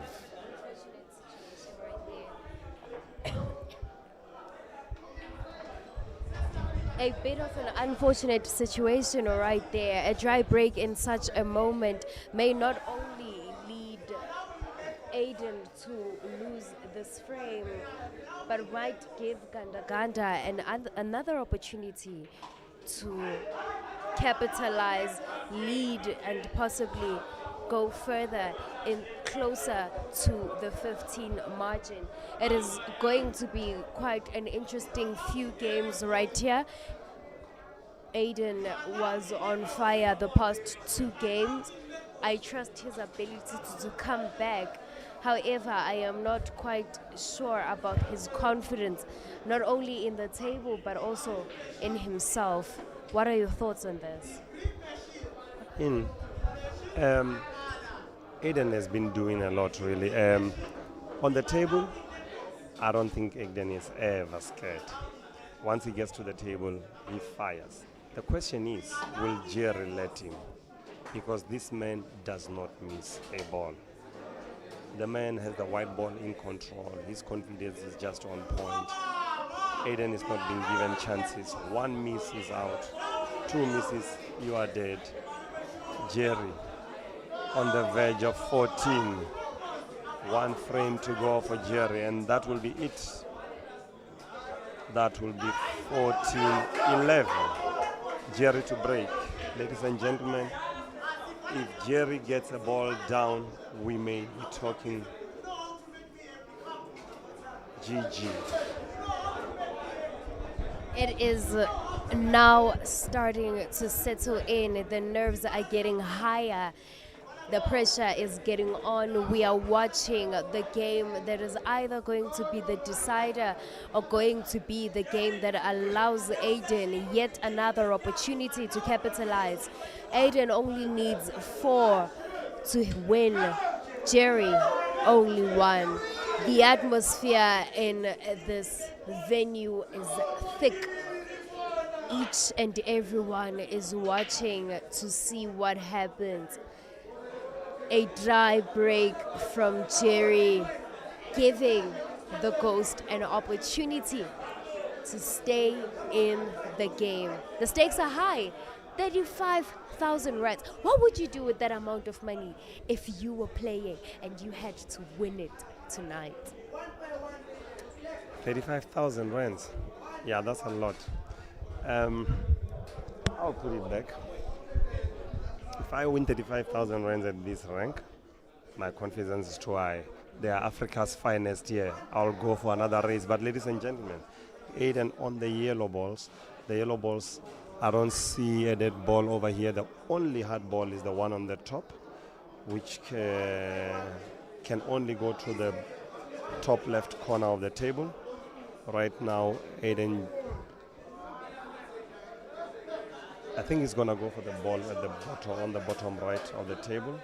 Then he ushers himself back to the center. That way, he needs to construct a win and a way to get his dead ball on the top. Just needs a little nudge. The red ball, watch it. Red ball, oh. That's not where you wanted to be, but there's a saving grace. You play for chances. You play for chances on the table, as in you play to a place that gives you more chances of balls. So he was going for the center, but then failure to get that. He get this one, he's going to go for the dead ball right now. This is the opportunity. And there he gets it. He went a little bit far. He went a little bit far. I think he wanted to make contact with the ball. I don't think it was necessary. All he needed to do was just stop and then usher the ball inside, I think. You can see how carefully he tried to put himself there. He unfortunately did lay short. Nobody wants to be the one who blinks first in such a situation. Nobody wants to be the one who misses first. ADEN absolutely cannot, even from such a compromising situation, absolutely cannot miss the shot. If he does, he has to play a safety. But what is going to be safe enough against Ganda Ganda? And ADEN Jacob missed. ADEN missed the ball, ladies and gentlemen. It would have been a beautiful break there. I see what his intention was. Not sure if he played it correctly. Yeah, he was unfortunate the double didn't work at the center. But right now, Ganda Ganda just needs one good shot. He If might he be can, going for a snoop there to try and give himself. and the safety it is, and that's not safe That is not safe. at all. I think Not the nerves are against- kicking in now. You know, when you're on the verge, on the last stretch, On the you ran This is 2,000 where it kilometers. gets a This is the little last heavy. kilometer, and now This is the This is pressure it. that you can't practice for, but the type that you can only survive. Is ADEN taking this? Is ADEN taking this frame, putting himself on a 12-14 against Jeremiah? Are we to see a decider? and the ball is down. He's fighting his way up. He has a ball down, but he still has a lot of work to do. Because right now, I see this yellow ball down here. The white ball has to bounce. I think he has to bank the yellow ball at the center. He's starting with the cut. The ghost. That's fine. He started with the bank. I don't quite agree with that decision. It is quite a beautiful position if you look at how and where the current white ball position is. Him taking control over the top left pocket here gives him an opportunity to maybe be able to revisit the table, because ADEN has 3 balls that were relying on that one pocket. Because Jerry rather has 3 balls that were relying on that pocket, and now because ADEN has successfully closed it, Jerry is going to have a bit of a work trying to get out of the jam. Might have not been the best shot to play, but also wasn't the worst one to play. True. That must have been his plan, to say, let me go for this shot. If I get it, I finish. If I don't, I'm relatively safe. Jerry on the ball, on the verge of the match point. If he gets this control, he just needs a way to find these balls around those 3 balls at the bottom left. Right now, this is a decisive shot. If he gets this, he may be able to play the ball at the center and go around to the 3 balls. Again, ladies and gentlemen, this production brought to you by Q Sport Africa Media with Mzansi Sports Live.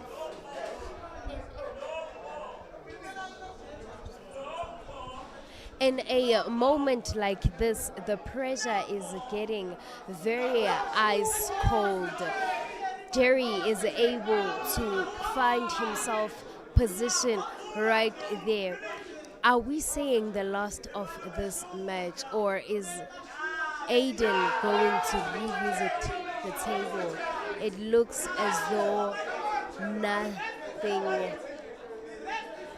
The only thing ADEN can hope for is just that room for error, just And that this humanness. Yes, I don't see that happening. of It course. hasn't happened in the first 4 months, Jerry. Well, there's a bit of a mistake.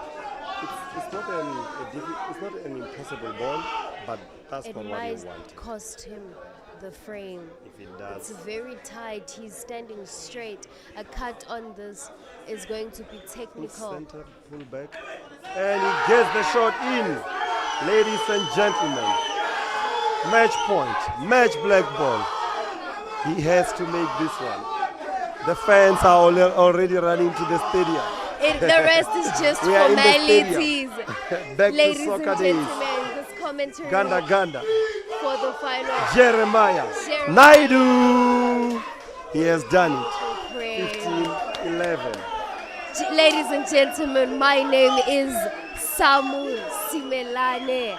You can find me on all our social media platforms at Samu Simelane and or Masimelane. What a beautiful match. And that is it right there. Let us go get how they're feeling, their emotions, their thoughts on this match. A beautiful game, ladies and gentlemen. We are going to get a word from Ganda Ganda. You were with Samu and Wise Man. Do you? A beautiful game indeed. Naganda has been on a streak for the past couple of months. His ranking is going higher and higher.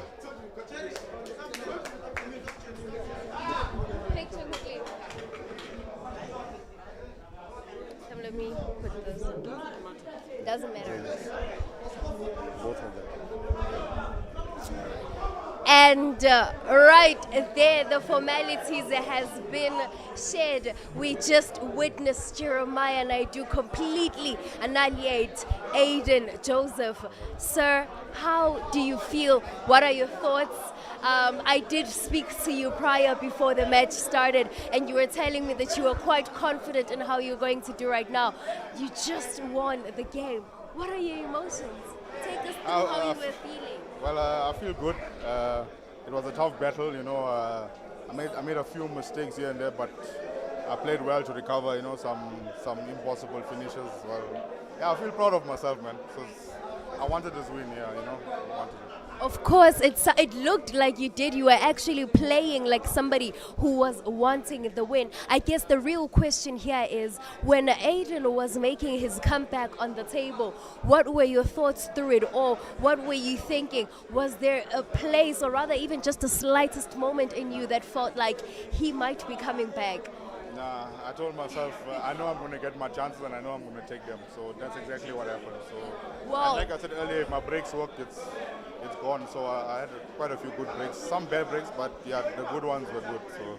Well, you played quite a beautiful frame to continue with your practice. It's going incredibly well. Is there anything that you would like to say to all your followers all over the continent of Africa who have spent their money watching you, who have spent their time live streaming just to see you win, and some of whom are now rejoicing in their houses because you took this win? I'd like to say thanks to everyone, to all my fans, supporters. You know, you guys motivate me to bring the best out of me, and lately I've been on form, and I'm hoping to keep it that way and improve myself and keep on improving. And I feel like my best is still yet to come. I feel like it's not my best, there's still better to come. Okay, and there you had it, ladies and gentlemen. This is the winner going home tonight with a lump sum of 35,000 rands. His team is still in the finals, so he might not just be leaving with 35,000 rands, but something much, much more. Do stay tuned. The biggest event is coming on. Any final words? Just thanks to everyone, and yeah, the green machine is here. It's back, so yeah. Alrighty then, ladies and gentlemen. Perhaps we might have a conversation with Aiden to see where his thoughts are on. I think the ghost has gone back to organizing. Ladies and gentlemen, then you have it. Production from Q Sport with Mzansi Live.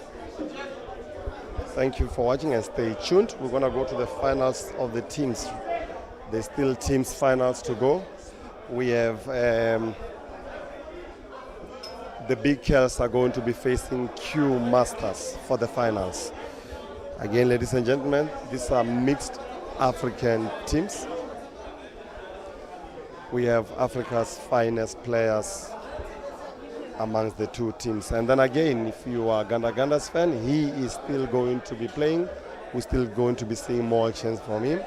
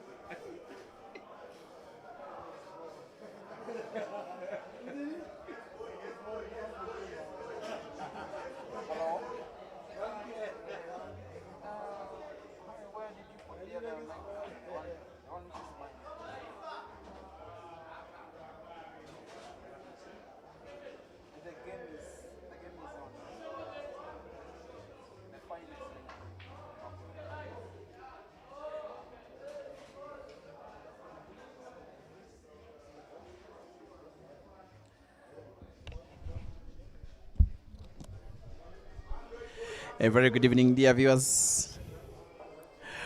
Watching from Break and Finish Live, watching from Peter Chebe Live, from wherever you're choosing to enjoy this action. A very good evening to you, depending on your time zone. Maybe we lie better say, good morning, Africa.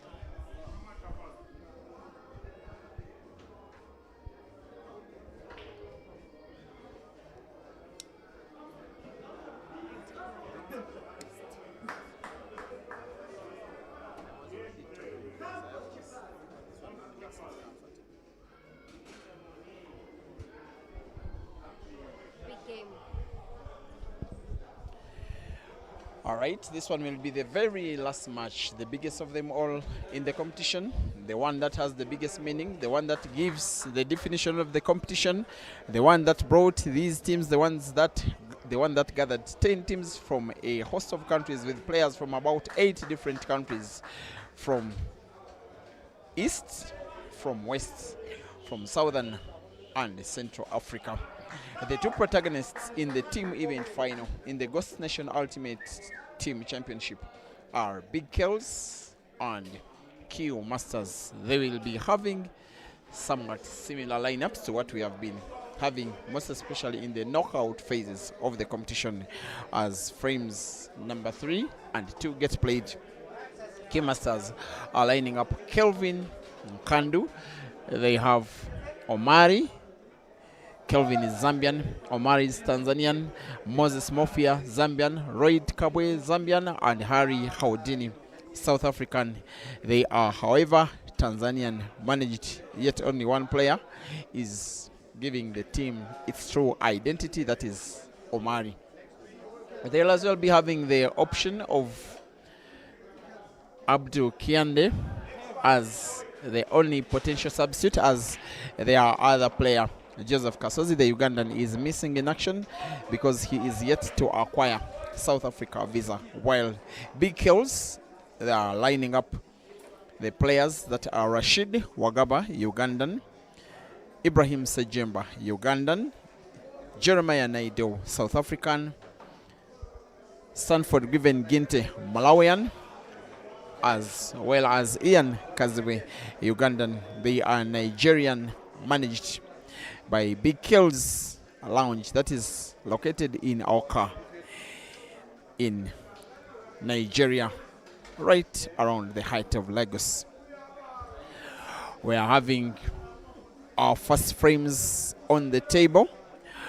On one of them, we shall be having Jeremiah Naido taking on Kelvin Fikoti. On another, we shall be having Moses Mofia taking on the player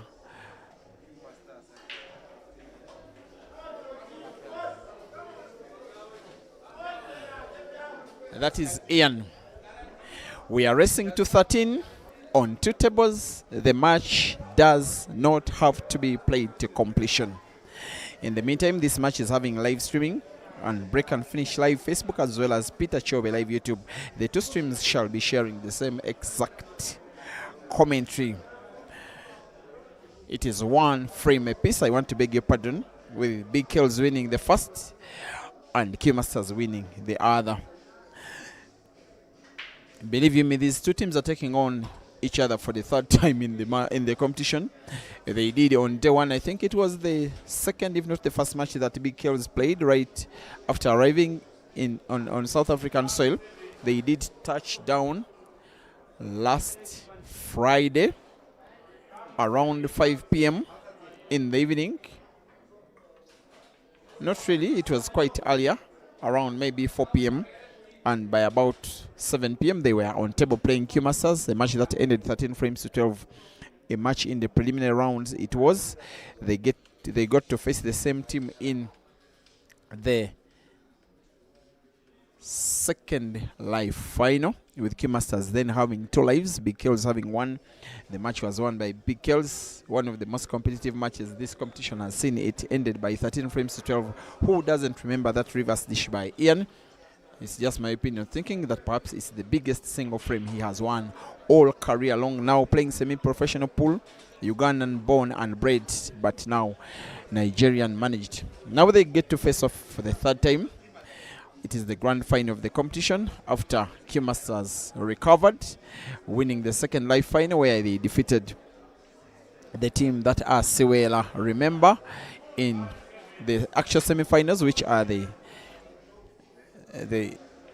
finals of either side of the chart, Q Masters were involved as the only team that had 2 lives in the competition. It will be one long continuous video, this one. That will be 3 matches. The final in the singles, that was won by Jeremiah Naido, defeating ADEN Joseph. Then the 3rd place match that has been won by Q Masters against Suela. Remember, they had 2 lives in the finals, which are actual semi-finals. When they were beaten by Big KELS in one of the lives, they qualified for a 3rd place match against Suela, which 3rd place match has been won by Q Masters. Therefore, if they win this match, they take positions number 1 and 3. If they lose, they take positions number 2 and 3. One of them, Kelvin Fikoti, has defeated Jeremiah Naido. The Q Masters now lead by 2 frames to 1. But maybe whatever Kelvin has done, Ian will be doing equally the same on another table. He's on the verge of winning against Moses Mafia. Both frames will be won so quick. It's now the lethal left hand of Ian that has been one of the sensations of this entire competition. He's one guy that is becoming so popular, and the popularity is only driven by his clear quality. He equalizes for the team. Big KELS 2 and Q Masters 2. Grand final.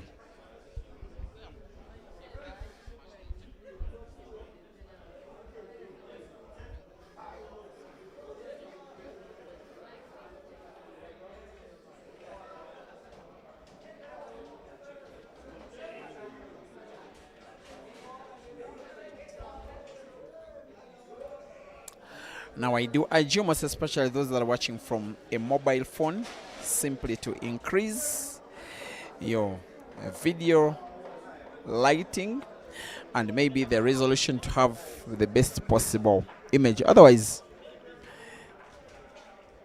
watching images coming live from Foreplay in Roadport, Johannesburg, Gauteng, South Africa.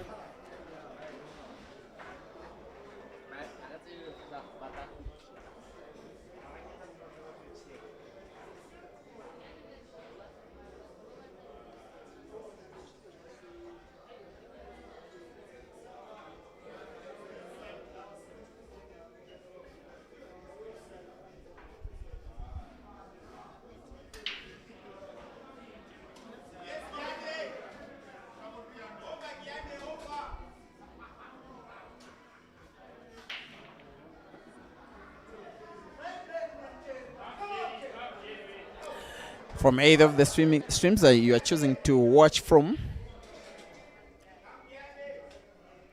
I believe you are watching 2 tables as we speak now. There has been, I will want to call it some kind of surprise inclusion of Abdul Kiande in this final. Sometimes it can get to pay off, other times it can get to backfire. When you have a player whom you didn't line up in either of the semi-finals, now you get to line him up in the grand final. I do not doubt Kiande's qualities, the guy that is playing on the first table. It's just that my suspicion is he could be a little bit rusty. First time I ever streamed action involving him was the Q Masters International Carnival that was played in Arusha in Tanzania. He played up to the round of last 8, the quarterfinals. He can mean to be a very good shooter, a very good porter.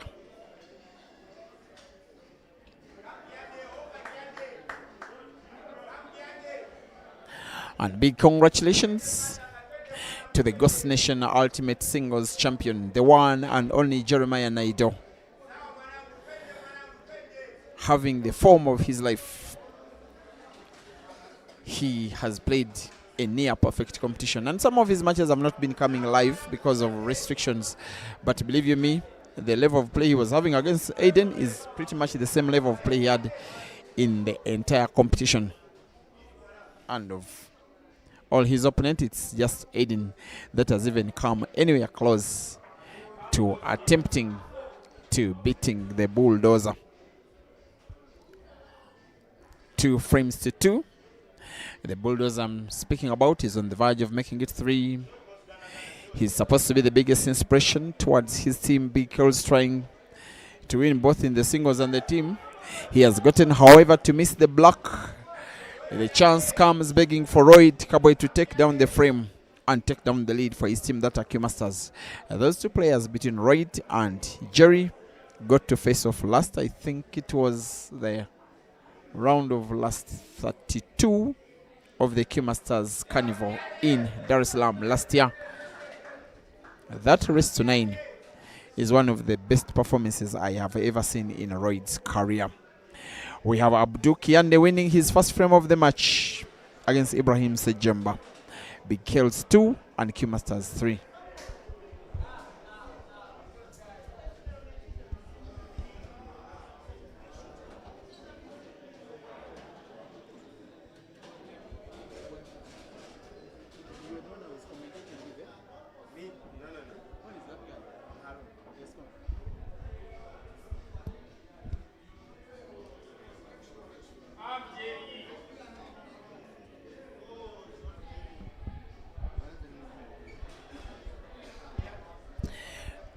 Playing on 2 tables, you get a feeling the next 1 hour or so will be enough to have this match played to completion.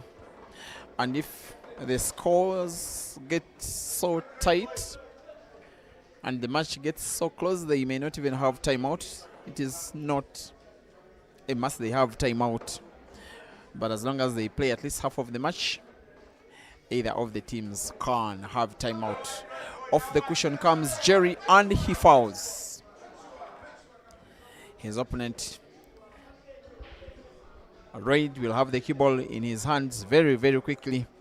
He knows he has a chance to make a clearance that should give the lead to his team, that are Q Masters. You are watching the Ghost Nation Ultimate Team Championship. It is the main event, dear viewers.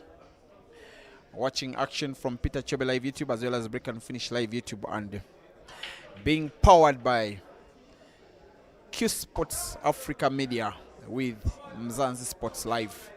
The stream that is happening on Peter Chobe Live YouTube will have all the replays, have all the highlights, all the best moments, not just in the final but the tournament overall. This one has Q Masters wanting to do something they've never done before. They are the older team of the two, a team that was formed way earlier, Dar es Salaam based, but now having dominance of players that are even not Tanzanian. In the final, looks like only 1 Tanzanian will be starting. Sorry, it's perhaps 2. The rest non-Tanzanian from South Africa and Zambia. It's just that they have never won an international championship. If they are the first to 13 in this one will be the very first. And who says they cannot? If Royd Kabo is manipulating the cue ball this close to the block, if he's aiming and shooting and putting, victory is always and always possible. Royd defeats Jerry, Q Masters 3, and Big KELS 2.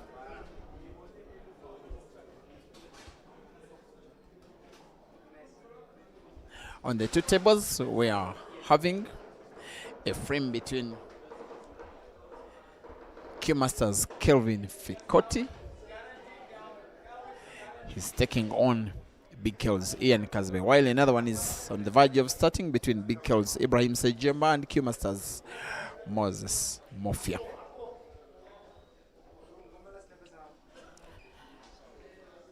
All the seriousness, all the fight they really played pool. The format of play was, first of all, preliminaries, where each player played one frame against all the other players from the 9 other teams, because each team played against the other. So those were 9 matches in the preliminaries played over the space of 3 days. And then today has been semi-finals, but being played on double live basis. Big KELS have now played 3 matches so far on top of the 9, meaning this is the 13th match. While I think Masters have played 1 more, because as for them, they maintained 2 lives in the respective finals and played 1 extra game, which was the 3rd place match, which they won anyway against Suela, and it was worth it as much as it is worth it for Kelvin to put black, and he does. And the lead of the Q Masters is growing stronger and stronger, because they have won 3 frames now in quick succession on 2 tables. It is Big KELS 2 and Q Masters 5.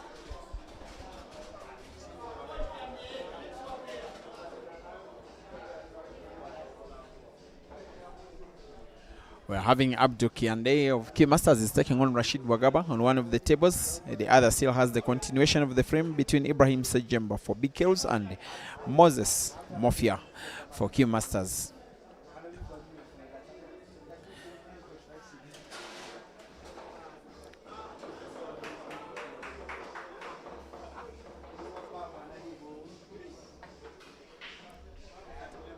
They're making little steps, Q Masters, to trying to win their first ever international team title. It will be even sweeter should they win it away from home, and of all places, South Africa, which is some kind of no-go zone for pool players and teams that are hustling out for the money. And believe you me, of the 10 teams that have been participating today, I think 6 are South African. And yet, only 1 of them was in the top 4. That is Suela. That is a sign of how other players from other countries have grown their level of play, how the gap between South Africa and the chasing pack is now increasingly smaller. As for the singles, stuff has been South African dominated, with number 1 and 2 being South African. But if the 1 and 2 are Aiden and Jerry in the opposite order, it's just my opinion that is understandable anyway. Abdul Kiande will want to win 2 frames in a row on one of the tables before 1 frame is done on another. He can mean to be a very good potter, that one I am sure. Maybe he was introduced into this grand final to surprise Big KELS. First of all, not them expecting him in this final, but also the level of play. He may not allow you to get ready for stuff. He just pots and pots and pots and shoots. Frame between Moses Mofia and Ibrahim Sajemba is still going on, still technical, still tactical, still winnable by either of the players, almost with an equal chance.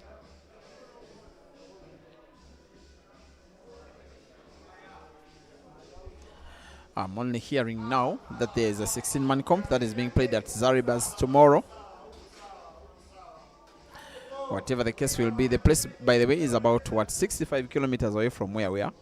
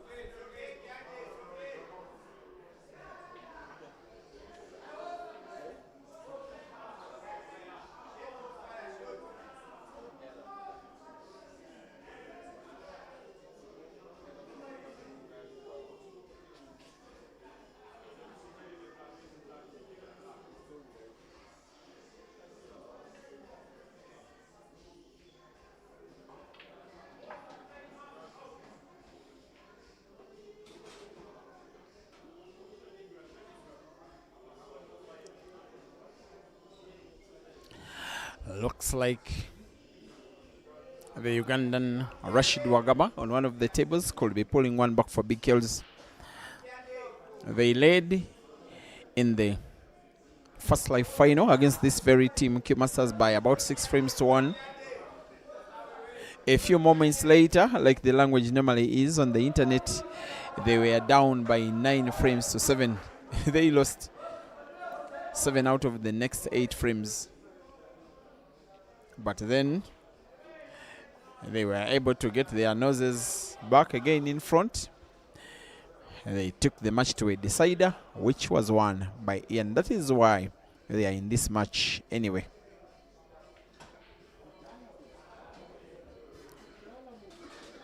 Special dedication of this match to the sponsors of both of the teams. Team Q Masters, we call him Boss Peter and Timber. Dar es Salaam based. I know that he will not be going to bed until he has a result, which can only bring a smile to his face if it is a victory for the team in whom he invests a lot of money. Also, special dedication of this match to Big KELS himself. Watching this action from Nigeria, watching his team trailing, watching Dog City trying to pull one back, watching him putting the last red on the table to the side pocket where he is as well on the verge of putting the black, and now watching him winning a third. It is Q Masters 5 and Big KELS 3.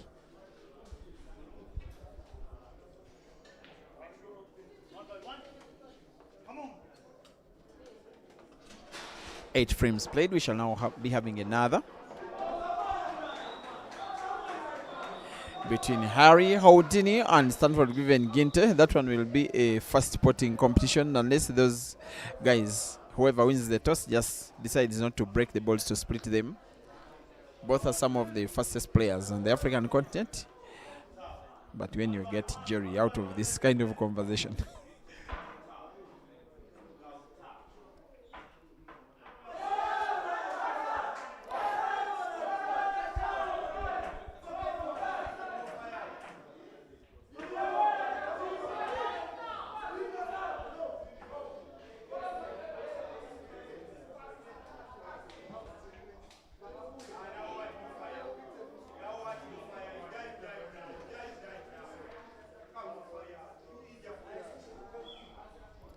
After this match, the expectation is perhaps for a prize ceremony. Otherwise, all of the other prizes have all been determined whose winners they will be. Just to take you through a little bit of it, the top 8 in the singles are to be rewarded with cash, with the number 5 to 8 getting £3,000. Oh, I call them pounds, I'm sorry, they are South African rands. Then the fourth, 5,000 rands. Then the third, 8,000 rands. Is it?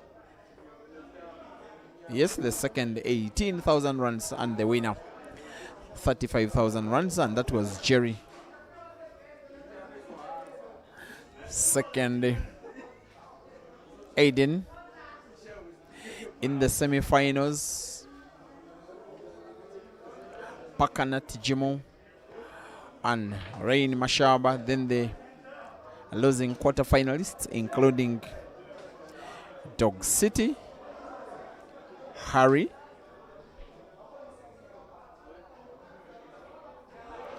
I think the other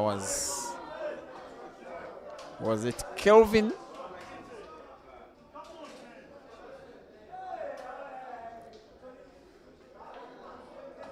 And the team's third place has gone to Q Masters.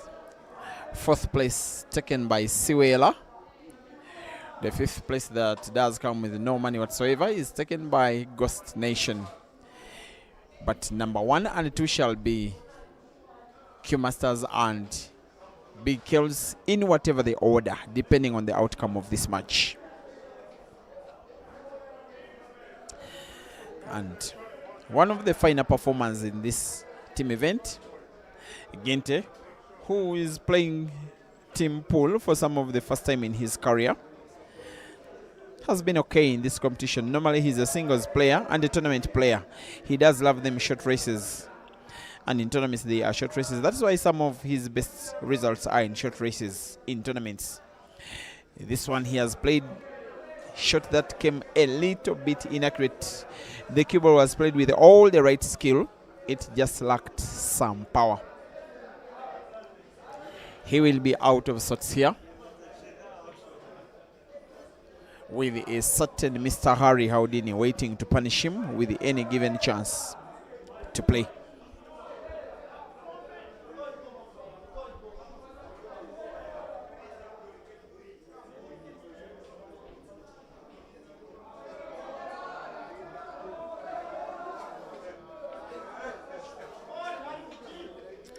Harry claims a foul.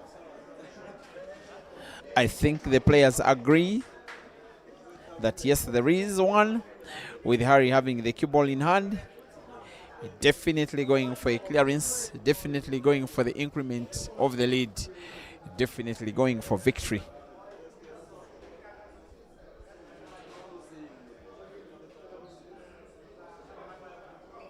Looks like the player that had to be sacrificed to have the inclusion of Abdul Kiande was Omari.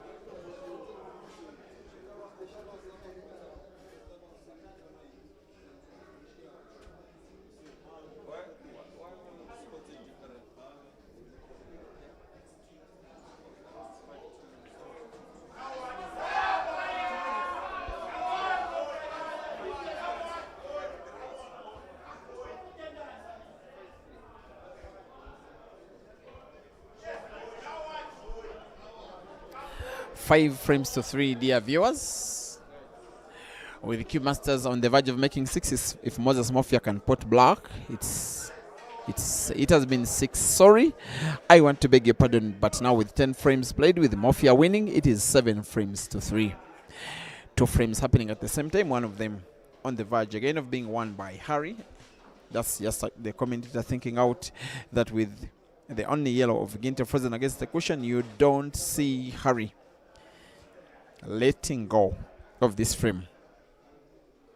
And they'll be taking big KELS very, very serious, most especially when they are playing against a team, the only team that has beaten Q Masters twice in the competition, once in the preliminaries and once in the first live final.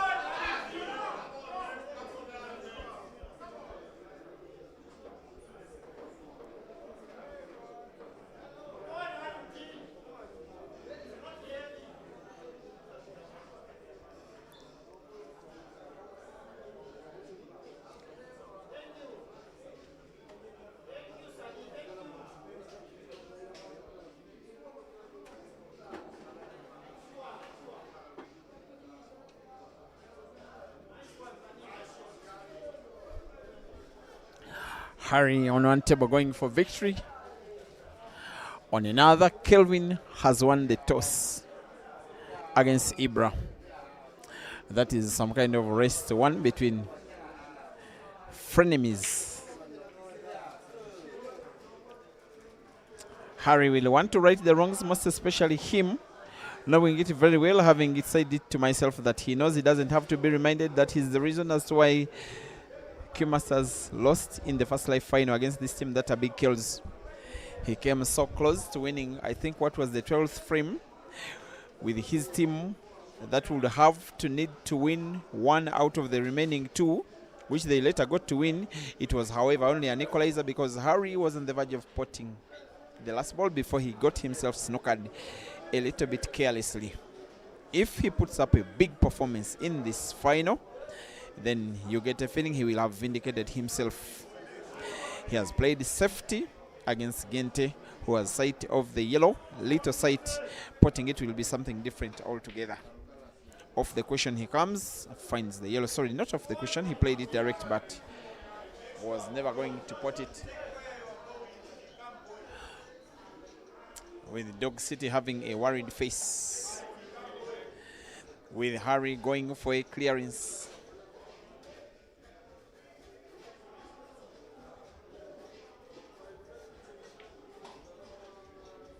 If I'm not mistaken, it's just around 190,000 rands for the winner of this match, which shall be a group of players who will have some kind of right to call themselves Africa One in terms of the team events. A combination of players from 3 countries, including this South African, who is the home player of them all. He gets to win the frame. The lead of the Q Masters grows even bigger. It is 10 frames played, Q Masters 7, and Big KELS 3.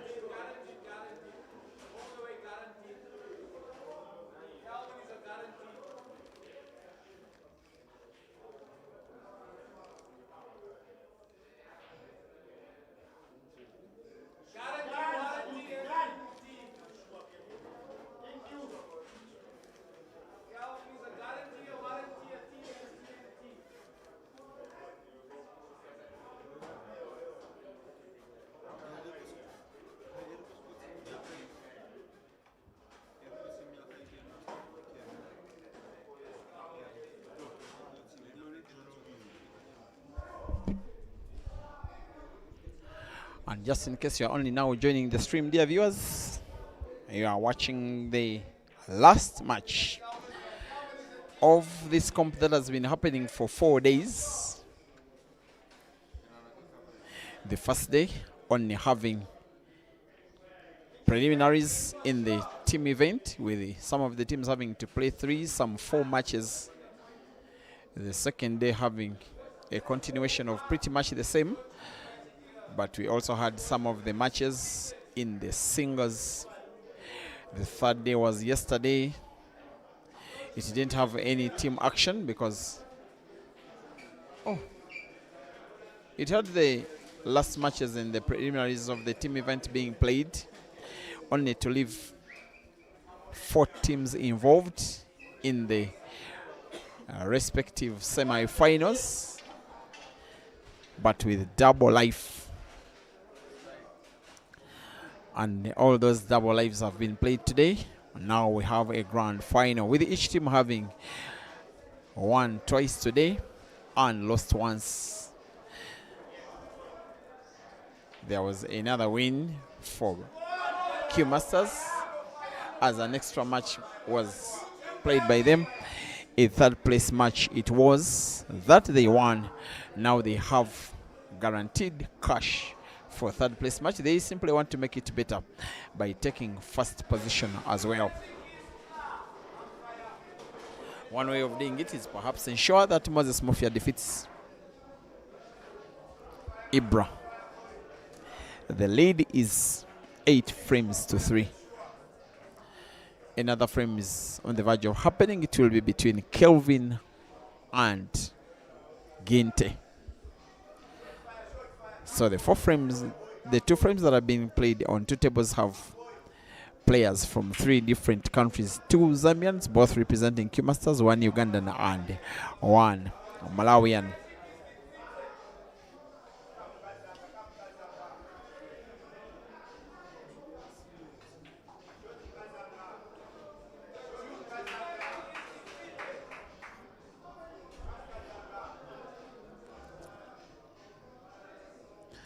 And how good will Mafia be playing here?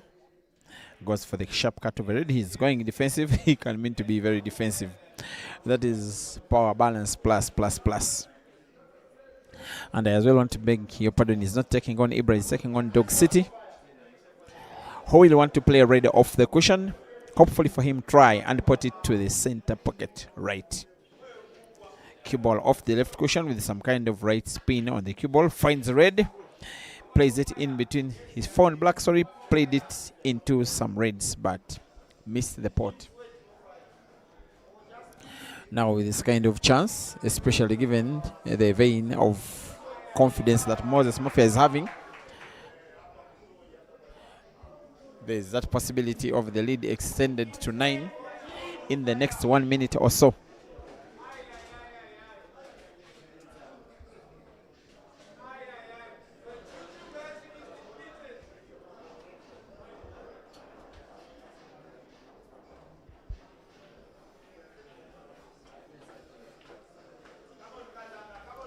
Eight frames to 3, that kind of lead is not insurmountable. It has the meaning that each of the team has their scores as the number of frames the opposition have to win for the victory, with the Q Masters needing, it is Q Masters needing to win 5, not 3, and then Big KELS needing to win 10 out of the remaining 14.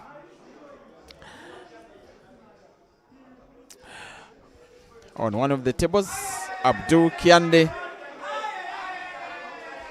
could be defeating Gente here, with him having to put both the last yellow and black to the same center pocket. But then there is a foul by Dog City, a chance by Mafia.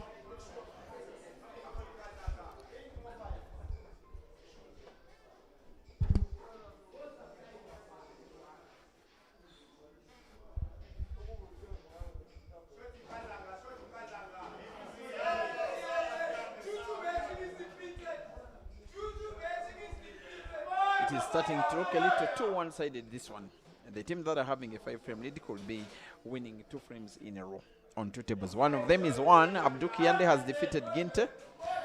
And what an inclusion into the final. He's so effective. You get a feeling that even the last 3 matches where he had no chance of participation were worth the wait.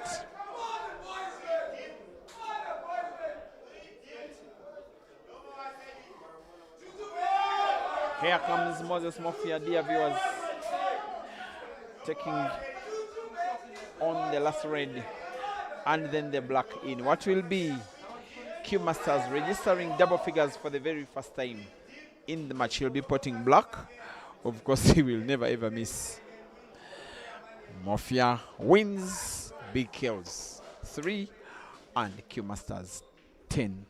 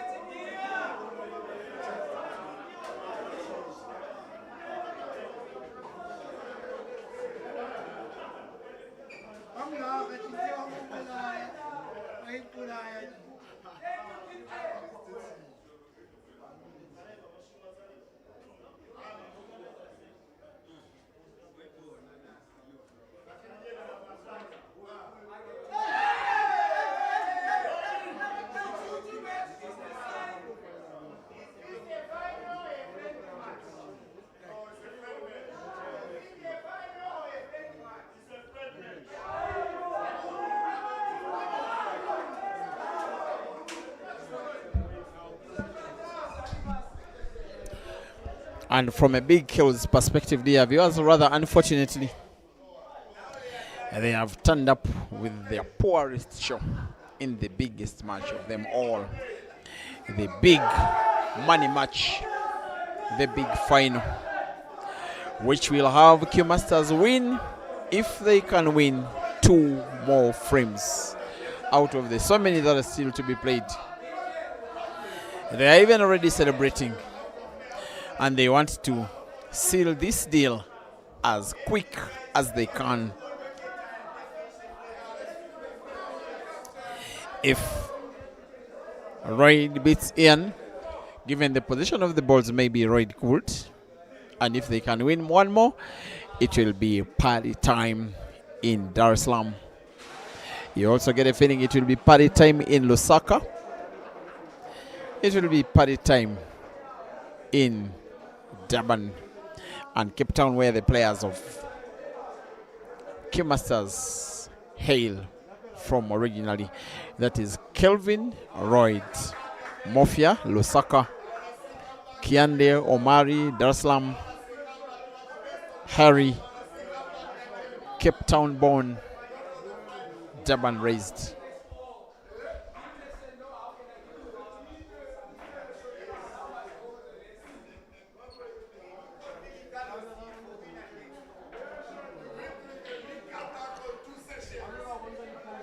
They know, the big KELS team, that this final has just not been their game. They as well will be having some kind of history, as having reached the second major comp final after being in the Mchana Easter Cup final just about 3 weeks ago. Coming to 4 weeks ago, actually exactly 4 weeks ago. That final was on Easter Monday, and today is Monday 4 weeks later. They lost out to the Mchana Knights in the very next comp. They are in the final. They are losing out to the Q Masters. A little bit unfortunately. How do you beat a team, the same team, twice in the same competition, and again the same team gets to beat you in the match that matters the most? Ian plays with power, hoping for hope. He doesn't get any hope. He doesn't get any luck. He instead fouls. Advantage, Royd Kabwe.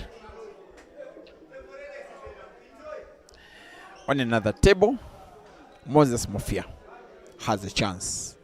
On the immediate table, Royd has an even bigger chance. The 2 frames happening on both of the tables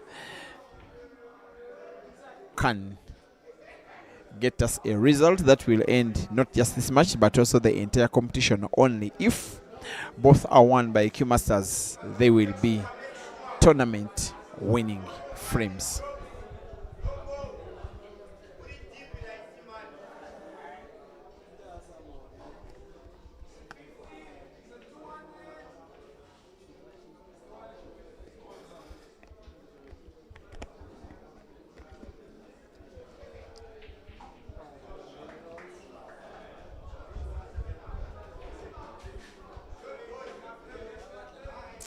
And in some way special thanks to the management of the Ghost Nation. This I have to say, while this competition has predominantly been having paid streams, at least they had the pleas from persons like myself, at least to let fans who normally watch the streams on social media enjoy the finals in both the singles and the teams. Now the one in the teams could get done in the next 2, 3, 5 minutes if the leading team has its players, that is Royd and Mofia, both Zambian, winning both frames on tables 1 and 2. And maybe Royd is, because he's on the verge of winning the frame, potting yellow to the corner pocket. Has to be big backspin, maybe small backspin, as he gets to pot black to the corner pocket at the top right, in what looks like the Q Masters needing to win just 1 out of all the remaining frames. It is Q Masters now 12 and big KELS 3. 11 is it? 10 frames to go. Big KELS must win them all or else succumb to second place in a major African comp for the second consecutive time. Maybe they will not even want to send their player on table, Q Masters. Maybe they believe, they know that the ongoing frame between Mafia and Gente will be won by Mafia anyways.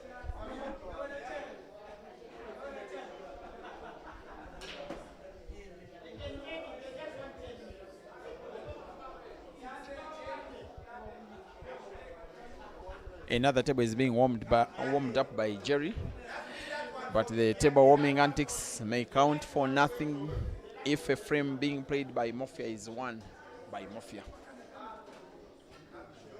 Because if that happens, it will be a match winning shot, but most importantly, a tournament winning shot.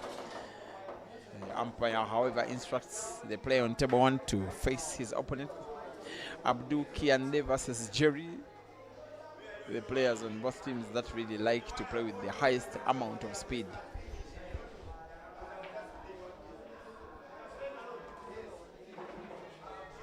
If Moses Mafia wins the frame on another table, it's just the commentator's opinion. It will be befitting that that guy wins the frame, that wins the comp for his team. He's been some kind of difference maker. Even when Q Masters were not playing enough, Mafia remained at his very best. And that includes matches against Siwela and Big KELS themselves when they faced off earlier on today. There has been that eagerly awaited opportunity for Q Masters to get the chance to win the frame, to win them the match. Remember, winning the match wins them the whole competition. Now, the most experienced player of them all, Moses Mafia, who has been around the place in the region for the last 2 years, playing semi-professional pool in Kenya for about half a year, but before then for about 8 months playing semi-professional pool in Uganda with the team that were Upper Volta in the Ugandan Pool League. Nowadays, he moved to the 3rd East African country, Tanzania, getting signed by Q Masters. And he's one player that some fans really like to give a lot less respect than he actually deserves. He's a very dependable player, most especially in the team game. And in the meantime, the two tables, that is 1 and 2, have 2 opportunities by 2 Big KELS players to win 1 of 2 frames to win the title. Why am I calling them their opponents? It is Q Masters. I want to beg your pardon. Abdul Kiande could win, but again, Moses Mafia is winning. Eyes on the table that has Moses Mafia, because if he does pot black, the rest of the frames will be inconsequential, and clearly he will. And it's as if it's a competition between Kiande and Mafia as to who wins the match and the tournament for their team. They are just enjoying. The final is a one-team show. Moses Mafia wins a frame that wins the match and the competition, the tournament for Q Masters. And dear viewers, after all of the matches, after the 56 preliminary matches, then the 7 in the semi-finals in the first and second life, and the grand final, we now have a champion. Hats off to Q Masters, the Ghost Nation Ultimate Team champions. They defeated the Big KELS by 13 frames to 3. Thank you for watching, dear viewers, and may the Almighty God bless you.